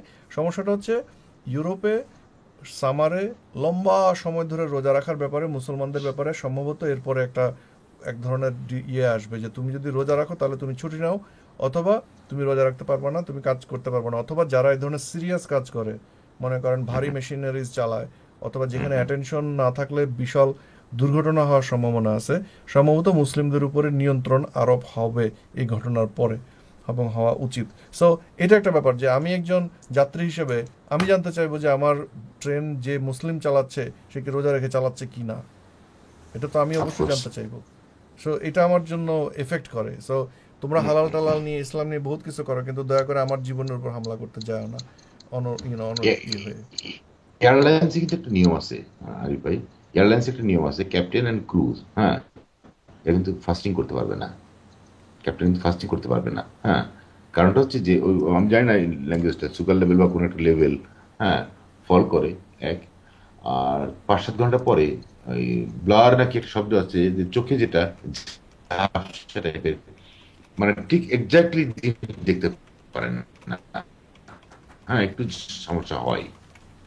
হুম, এটা আমি বাংলাদেশ বিমানের ক্ষেত্রে জানি, বাংলাদেশের ক্ষেত্রে, যে মুসলিম কান্ট্রি, যে ওখানে স্টিক অ্যালাউ করে না, অ্যালাউড না এটা। হুম, অনেকে যদিও গোপনে রাখেন যে একটা ছোটখাটো হয়তো ঘটনা এখানেও ঘটে থাকবে, ঠিক না এটা। আর যদি ফাস্টিং করতেই হয় তো আবার পুরোনো জুরিসডিকশনটা কোথায় আসলে, সেখানে যে ওকে। ওয়াই ইন লন্ডন, তাই না? তো আহ, জামাল ভাই, আমি জানি মানে আপনি যেখানে আছেন সেখানে সম্ভবত এখন অনেক রাত, এবং জেনারেলি আপনি ইউরোপে ইউরোপে থাকেন এবং ইউরোপের অ্যাক্টিভিস্টদের সঙ্গে আপনার ভালোই যোগাযোগ আছে, আমাদের সঙ্গে আপনার যোগাযোগ আছে, এবং আপনাকে আজকে হঠাৎ করে পেয়ে আমি খুবই কি বলবো আনন্দিত, এবং আপনার সাথে কথা বলতে পেরেও আনন্দিত। এবং আমি অনেক কমেন্ট দেখতে পাচ্ছি যে কমেন্টগুলো খুবই বলতেছে যে আম, আপনাকে তো আমি এতদিন দেখি নাই, শুধু আপনার নাম শুনছি এবং আপনার লেখা পড়ছি, so এই প্রথম থেকে তারাও খুবই কি বলবো উল্লাসিত। এবং আচ্ছা। ইন্টারেস্টিং হচ্ছে, আমরা চলে যেতে যাচ্ছিলাম কিন্তু এখানে আমি দেখতে পাচ্ছি গরিবের ঘরে হাতির পাড়া পড়ছে। এখানে মাশরুফ হোসাইন নামে আমাদের একজন সেলিব্রিটি ব্লগার, হুম যারা হুম। তাকে চেনেন, বাংলাদেশের তরুণদের মাঝে সচেতনতা বৃদ্ধির জন্য প্রগতিশীল একজন ব্লগার, উনি একটা ছোট্ট কমেন্ট করছেন এবং আমি কমেন্টটা পড়ি। উনি বলছেন এই জি। হালাল হারাম পার্টির দুইটা ভাগ আছে। এক ভাগ আসলেই পালন করে, ইসলামের জন্য নিয়মগুলো মানে, নামাজ কালাম করে, আর আমি তাদেরকে বিশ্বাস করে শ্রদ্ধা করি। তবে বেশিরভাগ লোক হালাল মাংস খোঁজে দলের বাকি সব সদস্যদের জীবন দুর্বিষহ করে তোলে, কিন্তু এই হালাল মাংস খাবারের সাথে বিয়ার আর ওয়াইনও খায়। এই হিপোক্রেটরা হ্যাঁ। সংখ্যায় বেশি। হুম। আম, তো হ্যাঁ, ওনার কথার সাথে অ্যাবসোলুটলি একমত আমরা। এবং তার এই সমাপনী মন্তব্যের জন্য অসংখ্য ধন্যবাদ। তো আম, জামাল ভাই, আপনি মানে লাস্ট কোনো কমেন্ট করতে চাইলে করেন, কারণ এরপরে আহ, আমরা আস্তে আস্তে বিদায় নিব। মানে বিষয়টা এটাই যে আমরা যেটা শুধু ধর্মের যে কতগুলো বিধিবিধান যেটা কিছু কিছু কবে তৈরি হয়েছে হাজার হাজার বছর আগে এক একটা এলাকায় এক একটা কারণে, সেটা হয়তো যদি সেই নির্দিষ্ট সময়টা পার হয়ে যাওয়ার পরে অনেকগুলোর আর অ্যাপ্লিকেবিলিটি থাকে না। হ্যাঁ। অথবা অন্য কোনো অংশে তার কোনো গ্রহণযোগ্যতা থাকে না। যেমন আমি বললাম একটা ক্ষেত্রে, রোজার ক্ষেত্রে আমি যদি ফিনল্যান্ডের ক্ষেত্রে বলেন, সামারে রোজা হলে এটা অ্যাবসলিউটলি সম্ভব না, এটা কোনোভাবেই সম্ভব না। এর জন্য আমি বলতে চাই না যে ঈশ্বর বা সৃষ্টিকর্তা এটা না বুঝে করছেন। আমি বলবো উনি বুঝছেন, উনি বুঝেই করছেন, কিন্তু উনি একটা নির্দিষ্ট এলাকার জন্য করছেন, এটার জন্য করেন নাই। এটাই মাথায় রাখতে হবে। আর হালালের যে বিষয়টা, হালাল এবং হারাম, যদি হালাল আমি মাংসই খুঁজতে চাই, আমার বাকি জীবনে খুঁজতে হবে। হুম। আমি চুরি করা টাকা দিয়ে আমি হালাল মাংস কিনলাম, কিনতে গেলাম, হাতে বিয়ার নিয়ে, যেটা ভাই বললেন যে ওয়াইন নিয়ে আবার হালাল মাংস কিনতে গেলাম, এটা অ্যাবসলিউটলি ভন্ডামি। ইনফ্যাক্ট ধর্মের বিরুদ্ধে যারা কথা বলছেন তার থেকে বেশি ধর্মের শত্রু তৈরি করছেন বা ধর্মকে খারাপ বানাচ্ছেন এই তো বক ধার্মিকরা। এটাই আমার বক্তব্য। আর যারা জয়েন করছেন সবাইকে ধন্যবাদ। আরিফ ভাই, আপনাকে বিশেষভাবে ধন্যবাদ খুব অল্প সময়ের ভিতরে, হ্যাঁ, টোটাল অ্যারেঞ্জমেন্টটা করে ফেলার জন্য। না, thank thank you you Arif ভাই। জামাল ভাই, আপনাকেও সময় দেওয়ার জন্য, এবং আশা করতেছি ভবিষ্যতে আপনার সাথে আরও অন্যান্য বিষয়ে আমাদের আলাপ হবে। এবং যারা এতক্ষণ ধৈর্য ধরে দেখলেন এবং পরেও দেখবেন, তাদের সবাইকে ধন্যবাদ জানাচ্ছি, এবং অনুরোধ করছি এই ভিডিওগুলি আপনারা যারা আমার চ্যানেলে দেখে থাকেন অন্যদের সাথে শেয়ার করবেন। কারণ আপনার কাছে মনে হতে পারে এই আলোচনাটা তো খুবই সাধারণ আলোচনা, আমি তো জানি এগুলা, কিন্তু আপনি যেহেতু ভিডিওটি সময় নিয়ে দেখেছেন, আমার মনে হয় যে এই আলোচনাটা আমাদের বাংলাদেশে বা বাঙালি ঘরানার যারা আছেন তারা অনেকে হয়তো এইভাবে চিন্তাটা করেন না, এবং চিন্তাগুলি এই ভিডিওটা দেখলে তাদের মধ্যেও হয়তো চিন্তার কিছুটা খোরাক আসবে, এবং সেটা থেকেও আমরা হয়তো তাদের জীবন কিছুটা হলেও পরিবর্তন করার চেষ্টা করতে পারি। এবং সেই চেষ্টা করার মাধ্যমে ছোট ছোট বিন্দু বিন্দু সিন্ধু করে আমাদের একসময় হয়তো বাংলাদেশের সব মানুষের মধ্যেই এক ধরনের উন্নত মানসিকতা আসবে। এবং এই যে এসব সৌদি আমদানি হালাল এই সমস্ত থেকে আমরা বর্জন করতে পারবো, একদম ভালো মানুষ হিসেবে নিজেদেরকে গড়ে তোলার ব্যাপারে এগিয়ে যেতে পারবো। এবং কথাগুলি খুব চর্বিত চর্বণ, খুব ক্লিশের মতো শোনায়, কিসের ভালো মানুষ, কিসের কি, দুনিয়ার অবস্থা দেখছেন ভাই, এত খুব খারাপ। কিন্তু এন্ড অফ দ্য ডে পৃথিবীতে যে উন্নত রাষ্ট্রগুলি রয়েছে, সেই উন্নত রাষ্ট্রগুলি কিন্তু শুধুমাত্র রাষ্ট্রগুলির নেতৃত্বের মাধ্যমেই উন্নত হয়নি। রাষ্ট্রগুলির সাধারণ মানুষ মোটা দাগে তারা উন্নত মানসিকতা ধারণ করে বলেই একসময় না একসময় দেশগুলি কিছুটা হলেও উন্নত হতে পারে। বাংলাদেশের বর্তমানে সাধারণভাবে আমাদের অবস্থা খুবই খারাপ। কারণ হচ্ছে আমরা সাধারণভাবেই একটু নিচু মানসিকতার দিকে চলে যাচ্ছি, এবং অনেক দিন ধরেই এই ঘটনা ঘটছে, এবং সেই কারণে বাংলাদেশ আসলে বিশ্বের কাছে এক ধরনের জোকের মতন। এবং হলিউডের যারা স্ক্রিপ্ট লেখে তারা, আমি রিসেন্টলি অনেকগুলো দেখেছি, সেখানে বাংলাদেশকে একটা রেফারেন্স পয়েন্ট হিসেবে দেখানো হয় যে এমন কি বাংলাদেশে ওইটা হয়, তাহলে তুমি কি করো, মানে বাংলাদেশে যদি এই জিনিস হইতে পারে তাহলে তো এখানে হইতে পারবে না। বাংলাদেশ হচ্ছে একদম অ্যাবসোলুট বটম হিসেবে দেখানো হয়, এবং আরো অনেক বাজে বাজে এক্সাম্পল হিসেবে বাংলাদেশ শব্দটাকে তুলে আনা হয়, যেটা প্রতিবারই দেখলে আমার মুখ খুব তিতা হয়ে যায়, যে একজন বাঙালি হিসেবে, বাংলাদেশের নাগরিক হিসেবে আমার এটা মনে হয়। এবং এই জিনিসগুলার একদিনে আপনার মেরামত সম্ভব না, ধীরে ধীরে মেরামত সম্ভব। কিন্তু সেই মেরামত সম্ভব হতে পারে আমাদের সবার এক এক ধরনের ঐকান্তিক প্রচেষ্টার মাধ্যমে। এবং খানিকক্ষণ আগে যে মাশরুফ হোসাইন যিনি একটা মন্তব্য করলেন, উনি ওনার পক্ষ থেকে চেষ্টা করে যাচ্ছেন, এবং আমি জানি যে অনেকেই চেষ্টা করে যাচ্ছেন তার যার যার স্থান থেকে। কিন্তু আমাদের চেষ্টাগুলি আরও বাড়াইতে হবে এবং সাধারণ মানুষের কাছে পৌঁছাইতে হবে আসলে, কারণ সাধারণ মানুষকে নিয়ন্ত্রণ অলরেডি করে মোল্লারা, বাঁশের কেল্লা এবং ইসলামী যে সমস্ত প্রোপাগান্ডা মেশিনারি আছে, তাদের বিরুদ্ধে আমাদের এই ছোট্ট প্রচার, ছোট্ট চেষ্টা আপনার মাধ্যমে বাকি সবার কাছে পৌঁছাতে পারে, যদি আপনারা আপনাদের বিভিন্ন মানুষের কাছে এগুলি পৌঁছে দেন, শেয়ার করেন এবং এগুলো নিয়ে আলোচনা করেন। মেইন হচ্ছে ভিতরে যে কথাগুলি বলা হচ্ছে সেই বিষয়বস্তুগুলি নিয়ে নিজেদের মধ্যে আলোচনা করা, যার সাথে কথা বলবেন সেগুলো নিয়ে আলোচনা করা। এবং বিশেষ করে আজকের যে টপিকটা ছিল হালাল বিষয়ক, এই হালাল শব্দটার ভিতরে যে একটা অন্তঃসার শূন্যতা লুকিয়ে আছে, সেই বিষয়ে অন্যদের মাঝেও কথা বলা। সমস্যা হচ্ছে যে বাঙালি সমাজে আমরা, ধরেন 10 জন বাঙালি বসে আছে বিদেশে, তারা সবাই মুসলিম হিসেবে নিজেকে জাহির করার জন্য বেশি আগ্রহী হয়ে পড়েন, এবং একজন দুজন যদি আপনার যৌক্তিক চিন্তা করার বা যৌক্তিক কথা বলার চেষ্টা করেন, বাকিরা তাকে দমন করেন। আমার মনে হয় এই সংখ্যার ব্যালেন্সটা ধীরে ধীরে ফেরত আনতে হবে, যাতে প্রগতিশীল চিন্তাভাবনার মানুষের কথাও তারা আত্মবিশ্বাসের সাথে বলতে পারেন এবং আত্মবিশ্বাসের সাথে অন্যদের সাথে এই নিয়ে তর্ক করতে পারেন, এবং যার ফলে সামগ্রিকভাবে আমাদের মানসিকতা হয়তো কিছুটা হলেও উন্নতি আসতে পারে। তো এই শুভেচ্ছা, শুভ কামনা রেখেই আজকের মতো বিদায় নিচ্ছি। আমি লন্ডন থেকে আরিফুর রহমান, এবং অজ্ঞাত স্থান থেকে সৈয়দ জামাল ভাই, যিনি এতক্ষণ অংশ নিলেন এবং যারা এতক্ষণ দেখলেন এবং মন্তব্য করলেন, তাদের সবাইকেই অসংখ্য ধন্যবাদ। যেখানে থাকুন ভালো থাকুন, সুস্থ থাকুন। আগামীবার দেখা হওয়ার আগ পর্যন্ত বিদায় নিচ্ছি।